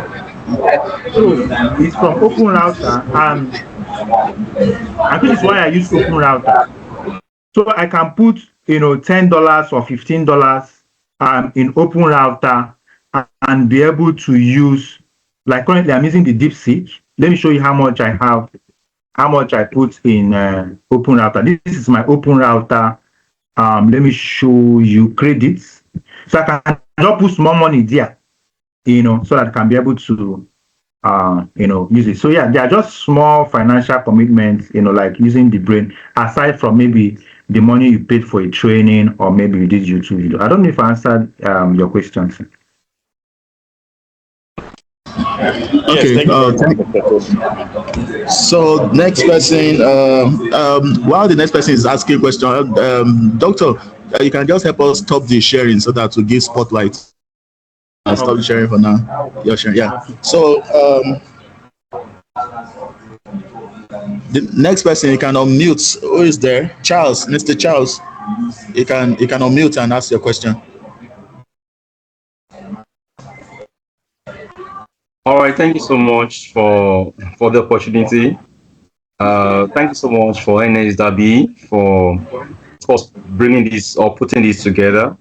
For our resource person, Dr. Anthony, thank you so much for doing justice.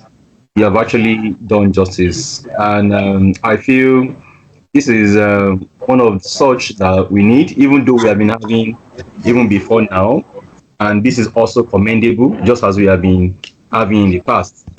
My question has actually been answered because my interest is in the costs. So I'm strongly interested in the cost of setting this up. even though you have responded to this, but in a specific time, can you just tell us physically how much it costs you to set this up?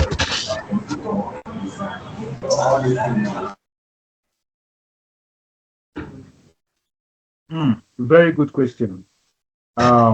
Very good question.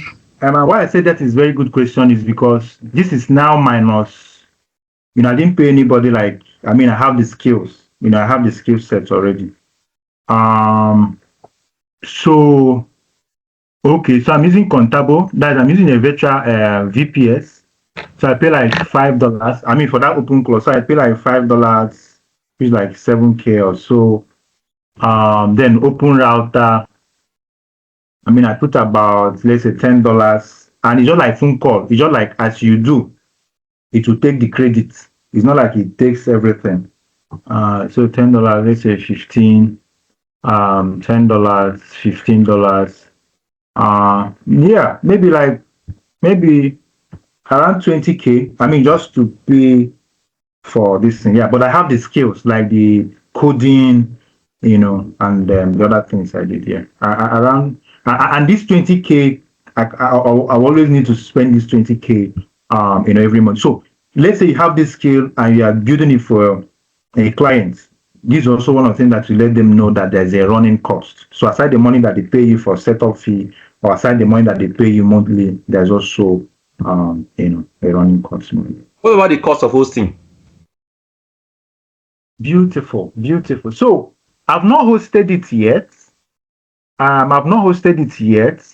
But of course, if I want to host it now, maybe I may use many of these free platforms for now. All these, all these free platforms to do the front end and especially the back end, maybe Railway or Render. They have the free parts, just like it has some limitation. So I may use it. But if I want to do like production ready, maybe I will have to pay, a certain amount of money. But for now, it's not being hosted. And if I want to host it, I can host it for free.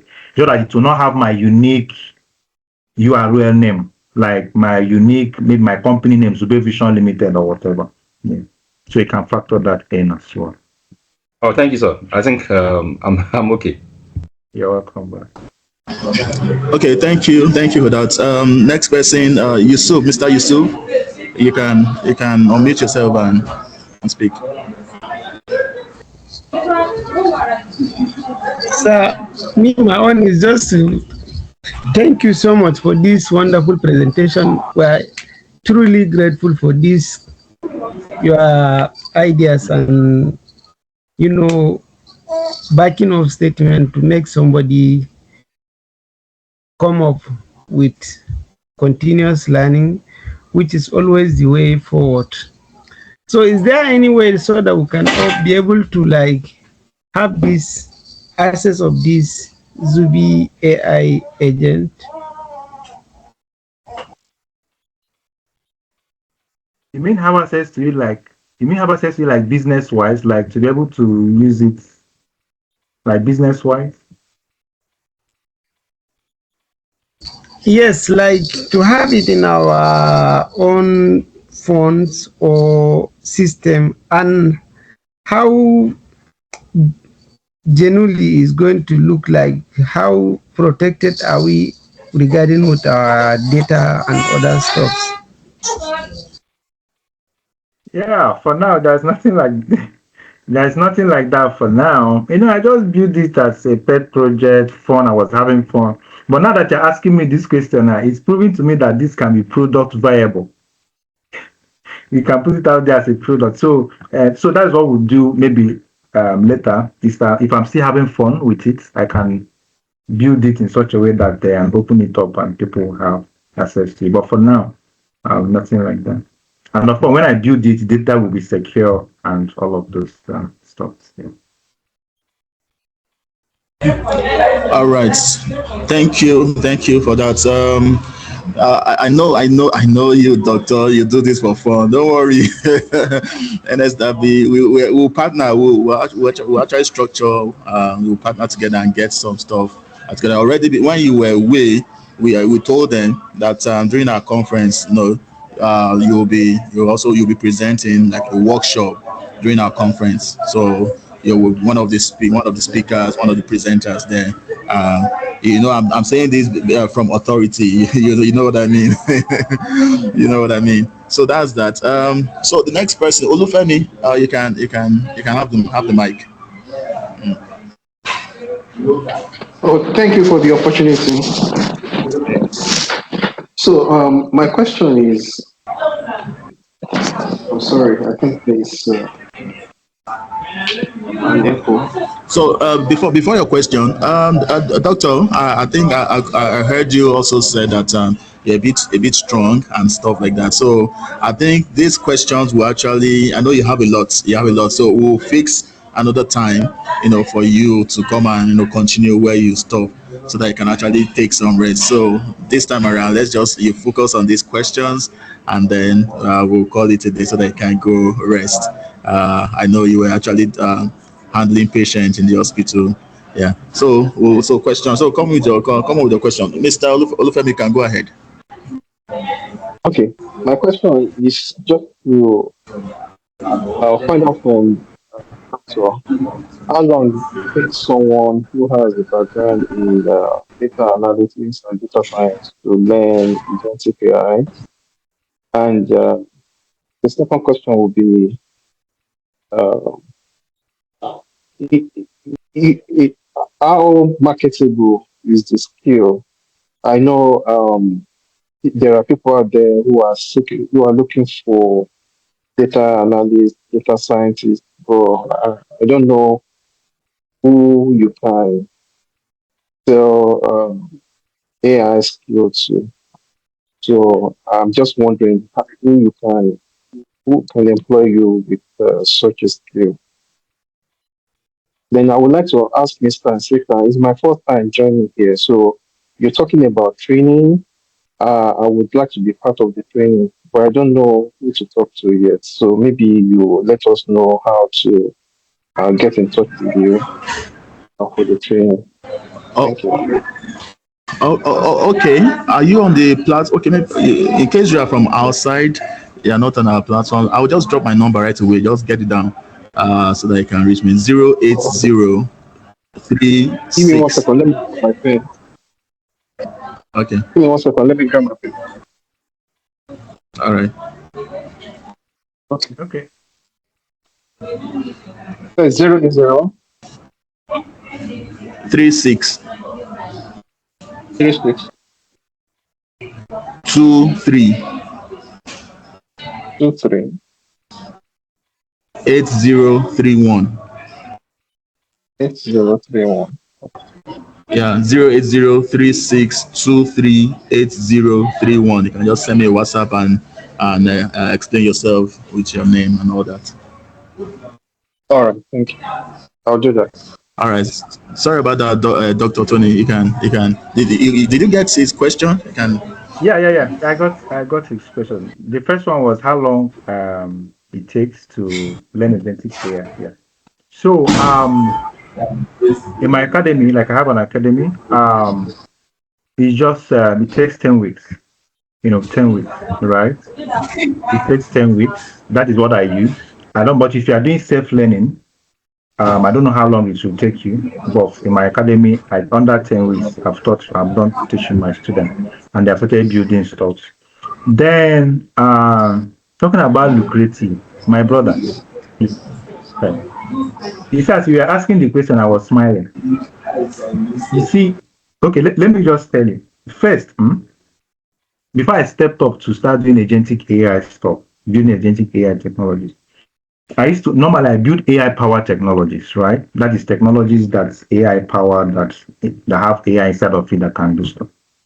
And those technologies that I build, I don't charge anything less than 1 million naira for Nigerian clients.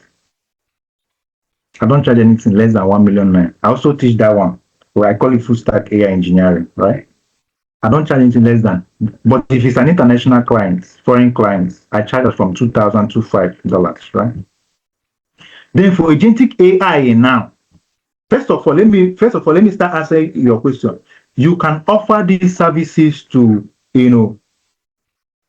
healthcare, healthcare organization, businesses, NGOs, what have you. Okay? Then back to what I was saying. Somebody saw a technology, an AI-powered technology that I built for another client. He said, Tony, I'd like you to build this thing for me, but I would like you to do stuff. Like, he did not say agentically, but the things he was describing meant agentic AI in it, right? I said, no problem. So I researched and I saw that I could build it. And I got my, fee and all of that. He's expecting my reply.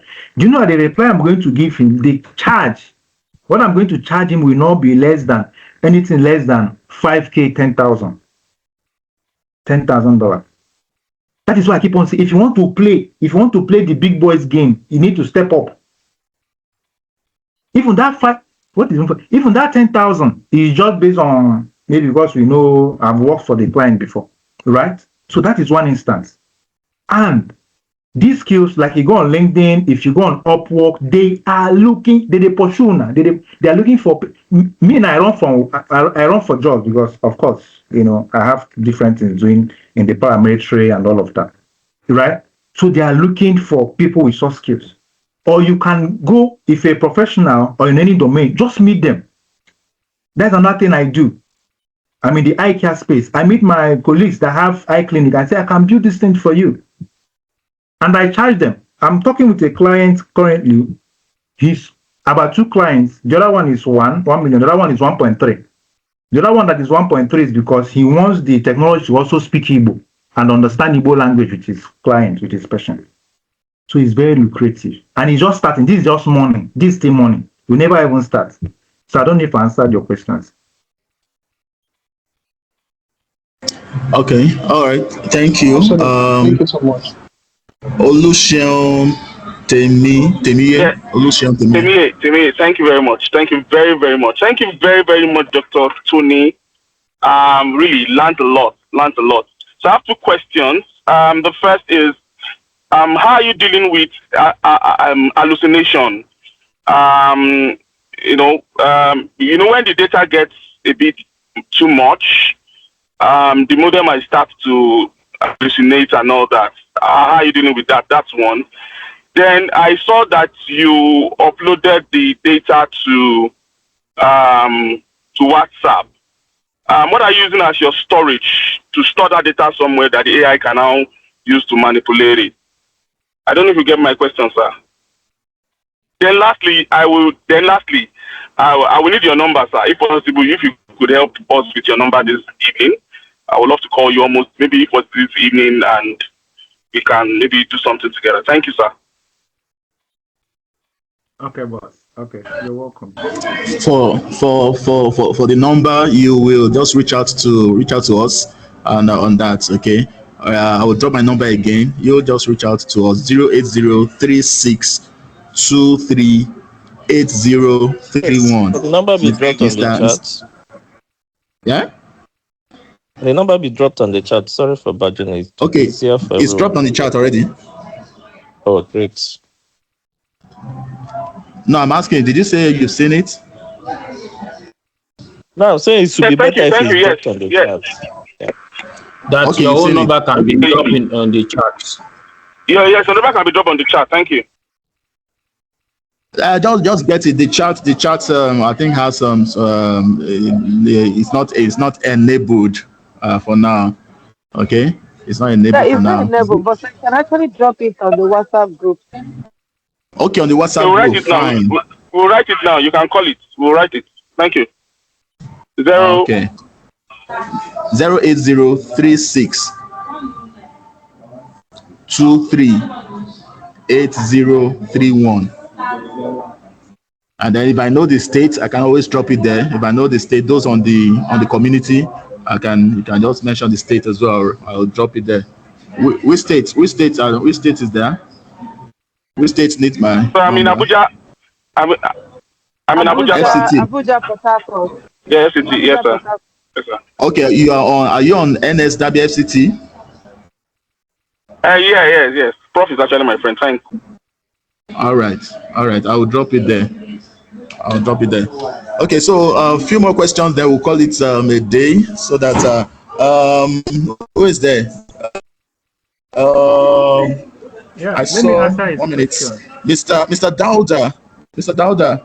Mr. Dauda, you can go ahead.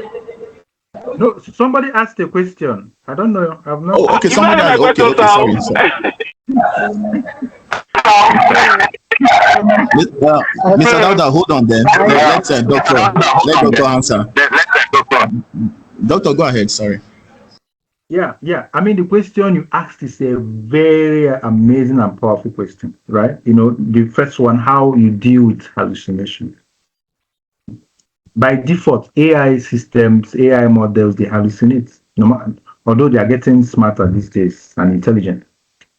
But that is why I used to say, I think I mentioned it here, no matter or despite whatever AI does, there must be a human in the loop, right? There must be a human in the loop, especially a human that is a domain expert.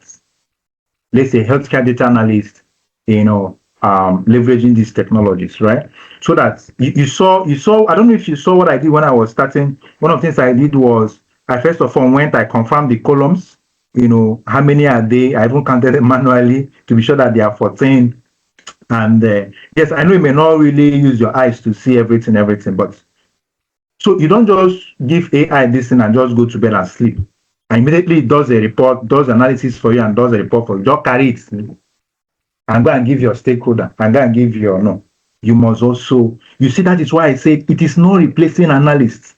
It's not replacing data analysts. It's assisting them. So when it does the analysis and all those things, you also, because you are skilled in data analysis, because you're a domain expert, in that niche or whatever, you're an expert in that domain, you also just look at it, okay, before you give it out, so that you can be able to see whenever the model starts misfiring or hallucinating, you can be able to pick it up. Because there's a human in the loop, you can be able to pick it up. So this is one of the ways that I deal with that. I make sure that whatever I do, I'm always there to supervise it before I make up. I say, oh, finally, I'm going to use this. Or you can also, if you are very technical, maybe you can engineer something inside your technology. You can engineer something inside your technology to be able, I think, call it sharp or something, data science or something, to be able to see maybe if something's happening that you don't like. Then OpenClaw also has an interface, a UI, a dashboard, where you can also monitor what it's doing, right? It has a UI. It has a user interface. That is what UI means. So these are some of the things that you can do. Then your second question. What's that second question again? Hallucination. Please, can you remind me the second question again? What's that second question? Okay, yes, the second question is how are you doing storage? Storage, yeah. Storage. Yeah, storage. So talking about storage, first of all, I told you that I'm running this thing on a virtual private network called Contabo. Okay, so and this is the one I bought. My people, can you see? This is the one I bought, and as you can see, it has 8 gig RAM, 7 gig of storage. Okay, this is just like me renting somebody else's computer. You can't see it. Okay, I'm not sharing my screen. Sorry. No, we can't see it. No, I only see your picture. Yeah. So let me share I stopped sharing that time. So is my screen up now? Is my screen up now? Yes. So doctor, go ahead. You are good, doctor. Okay. So I bought this guy, Contabo. I'm using Contabo, like a computer in the cloud. So can you see the storage? 8 gig RAM, 75 gig, this auto backup and all of that. So this is the one I bought. This $4 something, right? So now what OpenClaw? So this whole storage thing, right? It happens via OpenClaw. So also OpenClaw has a storage mechanism, where it stores sessions, where it stores these data sets You know, we are out of time. We are running out of time, and I've shown you the back end of these things, right? Where it stores these things, like inside a container. But at the end of the day, the bulk of the stuff is inside the VPS that I bought, the virtual private this thing that I bought Ram, on Container. how many minutes? I don't know if you understand. 13. I don't know. That one is Yeah, just campaign yeah. again. Thank you, Doc, for that. Thank you, Doc, for that. So next question, Efifi. Let's just try and wrap it up. Efifi, you can unmute and ask. Doctor, help us stop the sharing. Give them spotlight. Yeah, Efifi, unmute yourself and ask All your right, thank question. you so much. Can you hear me? I'll confirm if you can hear me. Yes, we can. Okay, great. Thank you, Dr. Anthony. Really very insightful. So my question is just, I'm happy you mentioned Contabo as the VPN and OpenClaw. How does this differ from the automation platform, the N8N, where you can use API to link to maybe an LLM, like maybe an AI, OpenAI, or some of the other ones? Secondly, I know there are other advancements now with AI, like when you go to Claude, they now have Claude Code. There is also the codex from ChatGPT that you can actually, those ones, you can have them locally on your laptop, but can also be able to be configured to function as an agent. How does that relate to the structure you have? And thirdly, so this is set up. Can you also use it for other tasks apart from data analysis? Maybe apart from analyzing data, the visualization, designing a dashboard, even if it's not something you can deploy to a visualization platform, maybe just give you like the schema. Can you also use it to do some other things apart from data analysis, basically?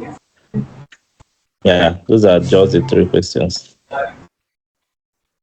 Thank you. Awesome. Yeah, very fine question. Very fine question. So let me start from the back. So yes, you can. You know, that's one thing with these skills. Once you know agentic AI, you can be able to tailor it to another thing. Okay, data science, or build another thing entirely, not even data related. Okay, once you just have that fundamentals, you can be able to build anything that you want to build. Just have that fundamental, somebody showing you or teaching you how to connect this and connect that, how to prompt this and all of that. So you can be able to build any other thing, amazing stuff. Then the other question about how this differs from, from Make and anything, right? A very good question. So these are automation platforms, very amazing. I use them, very amazing. But for those platforms, they are, you can connect APIs and things like that. But for those platforms, they a kind of narrowed, first of all, they kind of narrowed. Okay, for instance, you say, okay, get this information. Like I was doing something recently, get something from Superbase, that is a database, do this thing for me. So basically, those things that you set it out to do, streamlined, it will do it. But agentic AI is almost like a human being. It's almost like a human being, because now it's not just the LLM that you are using to make your N8N or make intelligent or connecting. Like it will go to try out something to do something, and it will see it tries it that the thing is not working or does not work. It will revert to another technique or another method or whatever, until it gets it. On its own, it will know. You are not telling it, oh, guy, you need to connect to Gmail or whatever. You just give it a goal. I want to achieve this thing. On its own, it will know. Look, am I supposed to use a Gmail? I'm not supposed to. Okay, is there another way that I can not use something like Gmail or whatever? Maybe let me use Brevity or let me use scout.com, or very intelligently and autonomously. You can do it, and after doing that thing, it returns to you an output. Okay, it returns to you an output, and also this system is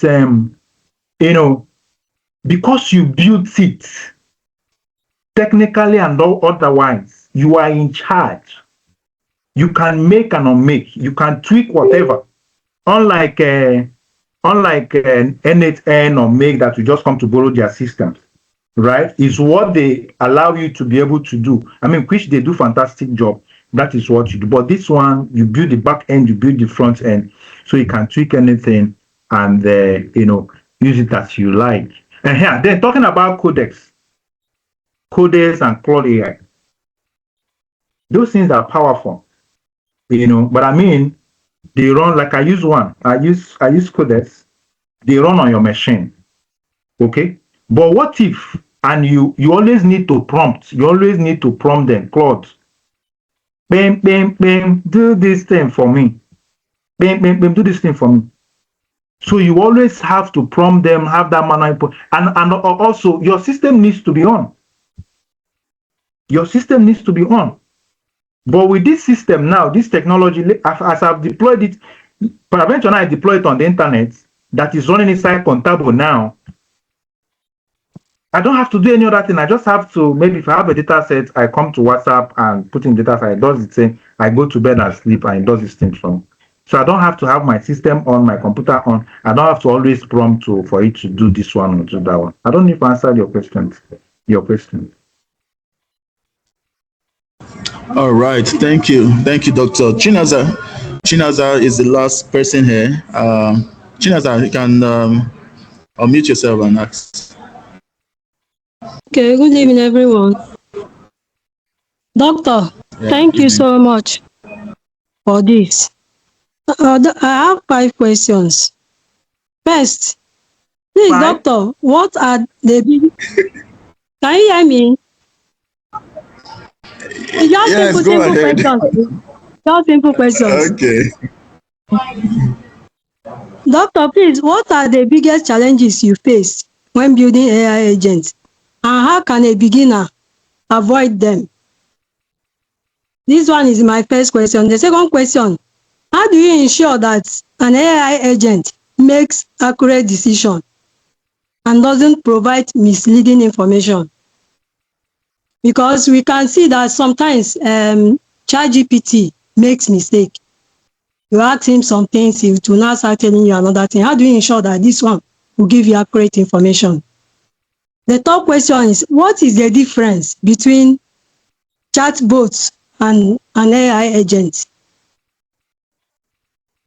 The fourth question is, assuming I'm starting now to build an AI agent from scratch, what step-by-step roadmap can I follow to become proficient in building an AI agent? Then my last question is there anything like multiple AI agents? Because I can see that this one is just a single agent. Is there anything like multiple agents? Thank you. You came fully loaded, though. Fully loaded. Yeah, thank you for those questions. So I'll start from the back. At least I still remember that one. It says anything like multiple agents. Yes, there we have multiple agents, agentic. We call them swarms of agents. Like this one, like you said, is using just one. I can do it in such a way that you have multiple, or maybe 5, 6, or 10 of them doing different things, right? In fact, I think your ChatGPT uses multiple agents. Okay, so yes, there's something like that. Then I think you asked me a question how I ensure that my AI gives me the right thing, just like what the other one of us also asked. So like I said, two things that will be very, very important in this AI, that is important in this AI revolution is It's a human in the loop and domain expertise. I have mentioned it before. Human in the loop. You don't just, I mean, yes, AI is intelligent and all of that, but you also need to supervise what it's doing. You also need to look at what it's doing.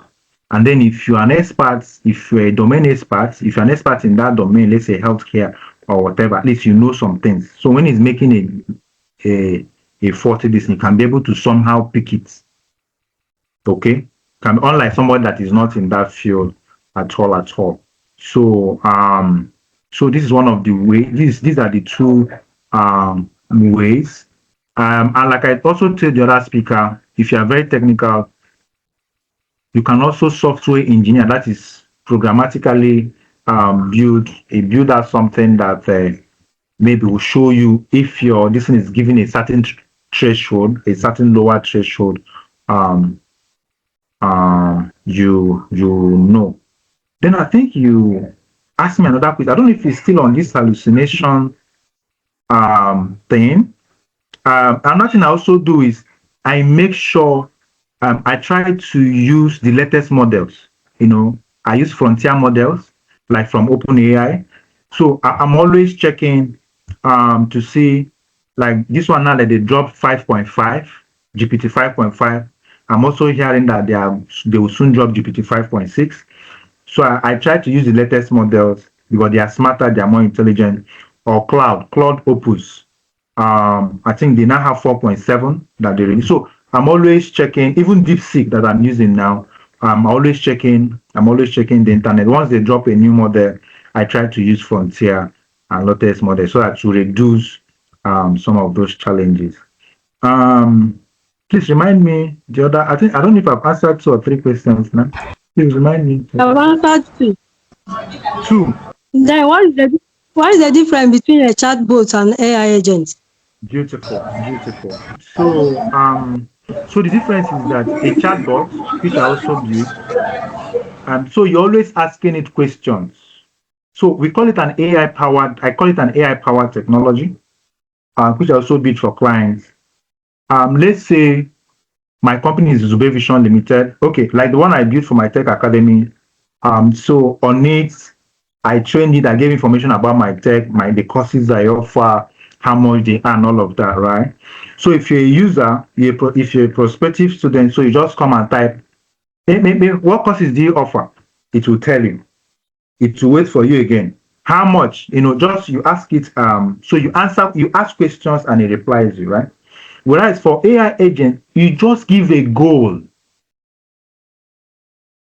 You just give a goal. Hey, I want to achieve so task. You go to bed. Like you saw what we did.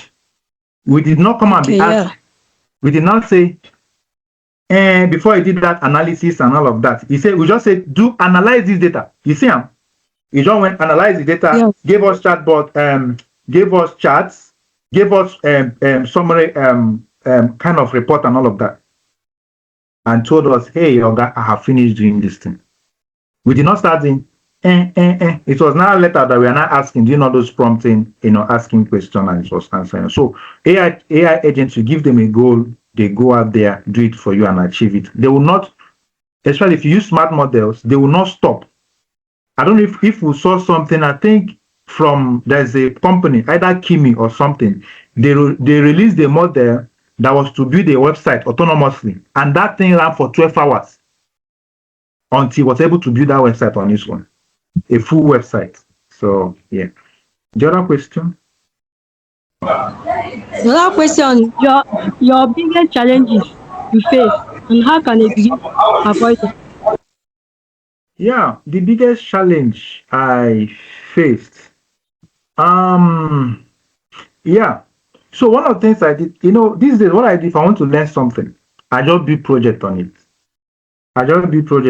So initially I thought that thing was going to be a walk in the park because I'm already building AI powered technologies. But it wasn't. So I tried to use my VS Code. My VS Code didn't work. So just if you want to build things like this, that's what they call in my place, Kwechiri. That is, That's you must tell yourself, I must see the outcome of this one. The end. Yeah, you must see the end. Kwechiri, that is, you go do you know this thing I'm presenting today? I finished building it yesterday, either yesterday or day before yesterday, around 4 a.m. Like I didn't sleep. Wow. Yeah, Thursday till 4 a.m. And I had to go to work the next day, and I slept for just 3 hours. So I thought it was going to be a walk in the park. It wasn't, but I just stayed. Also patience. Even when the thing is not working, don't say, hey, my village people are after me. They don't want me to succeed. No. It's just that probably there's an information that you need to have that you don't have. Then also use AI, use your ChatGPT. If you don't understand something, go there, copy the error, copy the issue, and give it to it, and it will explain it to you. I don't know if I answered your question. I think it's many one, but Yes, the remaining one, the roadmap, because I'm interested. Want to have one. Okay. So yeah, the roadmap is learn Python, which I'm sure some of us here know. Learn Python, learn prompt engineering. That is how to tell AI to do stuff for you. Like I used to say, or like I say, AI has soft coding. Nobody's like coding 100% from their head now. AI have solved that. So, but you need to know how to prompt AI, ChatGPT, or coders to be able to give you the results that you want. Then also learn, automation, AI automation, like some of these tools, N8N, make also learn them. Yeah, and some of your soft skills, decision making, and all of that. But just find somebody. If you cannot learn on your own, find a mentor or find an instructor that will teach you. But like I said, the more that All right. Thank you, Doc. A few more hands, then we'll call it a day. Dauda, Vanna, I can see you, and then Dauda, then maybe 1, 2 more. That will be all. No new person should. So Dauda, you can go ahead, unmute yourself and ask your question.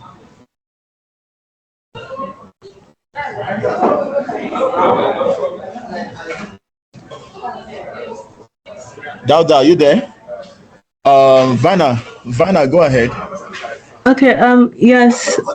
Sorry, I wanted to ask only one question, and that was based on information. How can you assure somebody that is using this AI now? Because obviously there'll be points where they'll put personal information or like very sensitive information. So how can you assure them that the AI would not, or somebody will not sell this information out, and that the AI would delete it at some point so it doesn't remain in its like cache or like in its storage?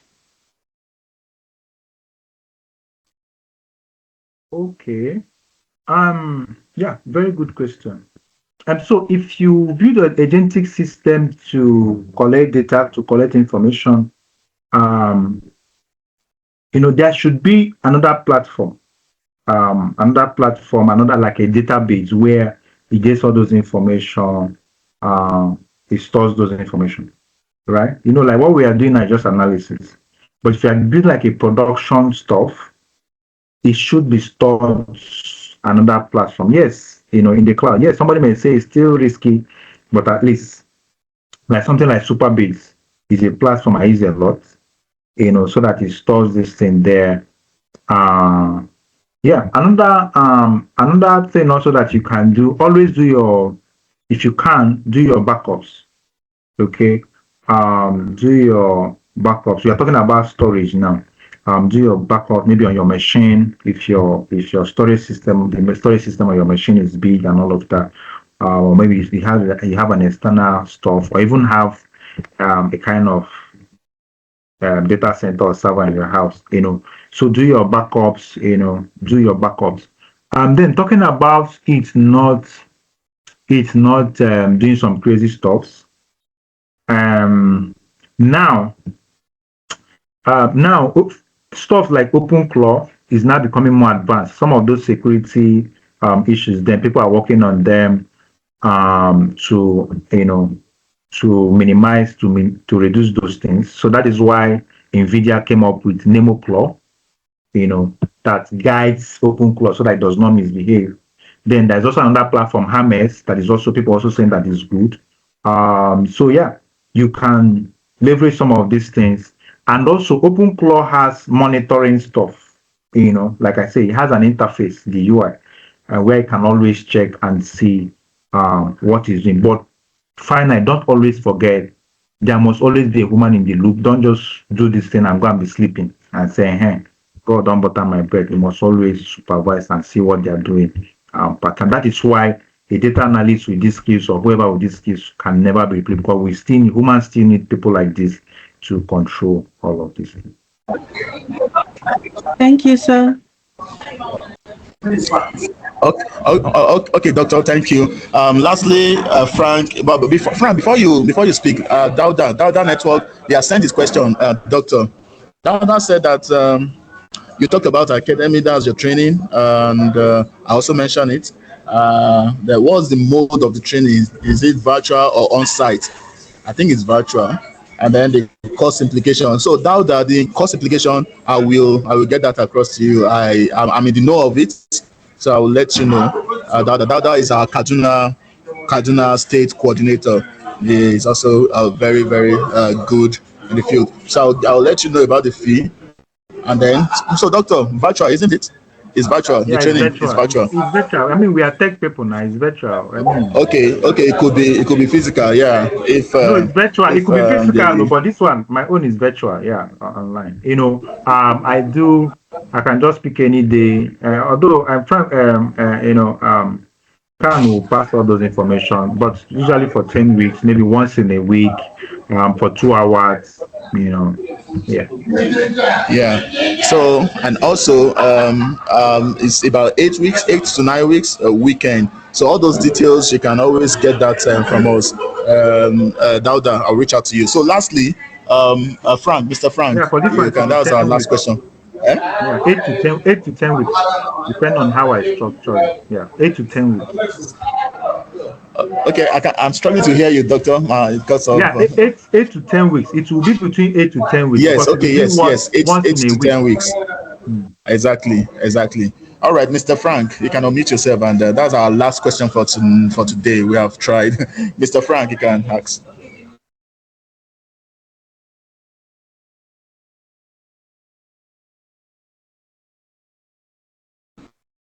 Mr. Frank, unmute yourself.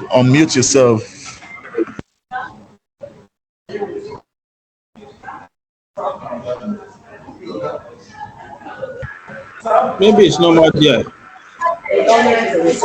Oh, go ahead. We can hear you now. Go ahead.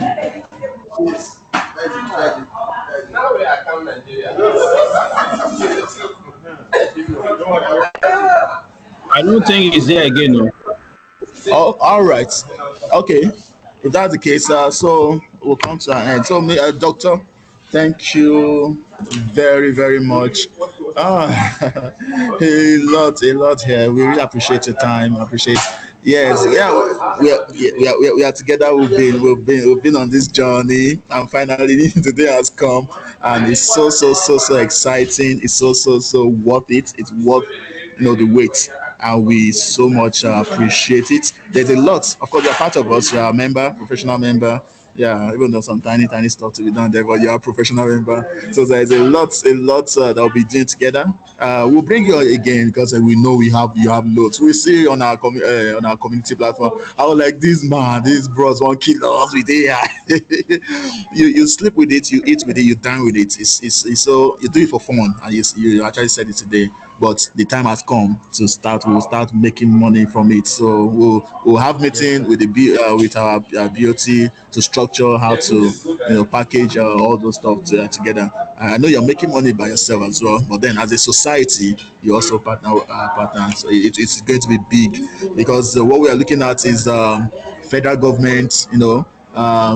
Being visible to federal government and then of course international body, and we will be using the coming conference as a step in that direction. So we'll do that. So a lot I can't summarize there, but what the take home is that professionals should adapt and upgrade. A data analyst you don't adapt, you don't upgrade, then be ready to be frustrated out.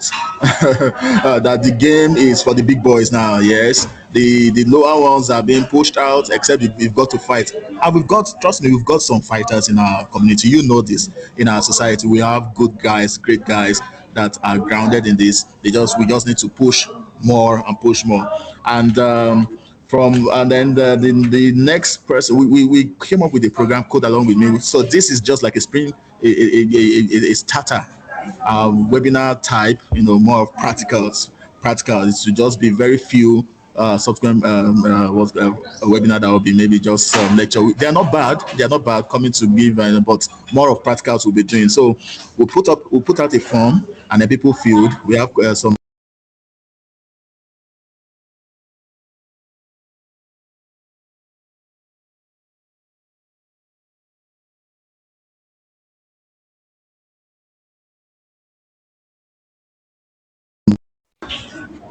Yeah, so sorry about that. Yeah, sorry about that. So thank you very much. We are grateful to have you on behalf of the society, on behalf of the BOT, Prof, and the president of the society as well, Abdullahi Balarabe, and then Vice President Collins, my humble self, and Sekan Ekwere, the directorates, Director of Media, Director of IT, the great guy there working, the General Secretary, and then all the state coordinators. On behalf of the entire family, you're part of the family, you see what we do in the community. We want to say a very big thank you, Dr. Anthony, for this wonderful session. Like I said, we will be having you over, more and more again, and I will be communicating. Thank you. All right. So to everybody, ladies and gentlemen, this is the end of it. I'm sure you had value for your money and value for your time. So thank you for joining. Until the next, until we get to see you again, not too far, end of this month or first week in next month, we'll see you again. And then one of you that have good projects will be presenting. You saw the form, so if you're interested, you are good, you have good products, and you want to use good projects, and you want to use our platform, why not fill that form, and then we'll see it, we'll review your project, and then we'll give you this platform to showcase how you came about it, how you built it.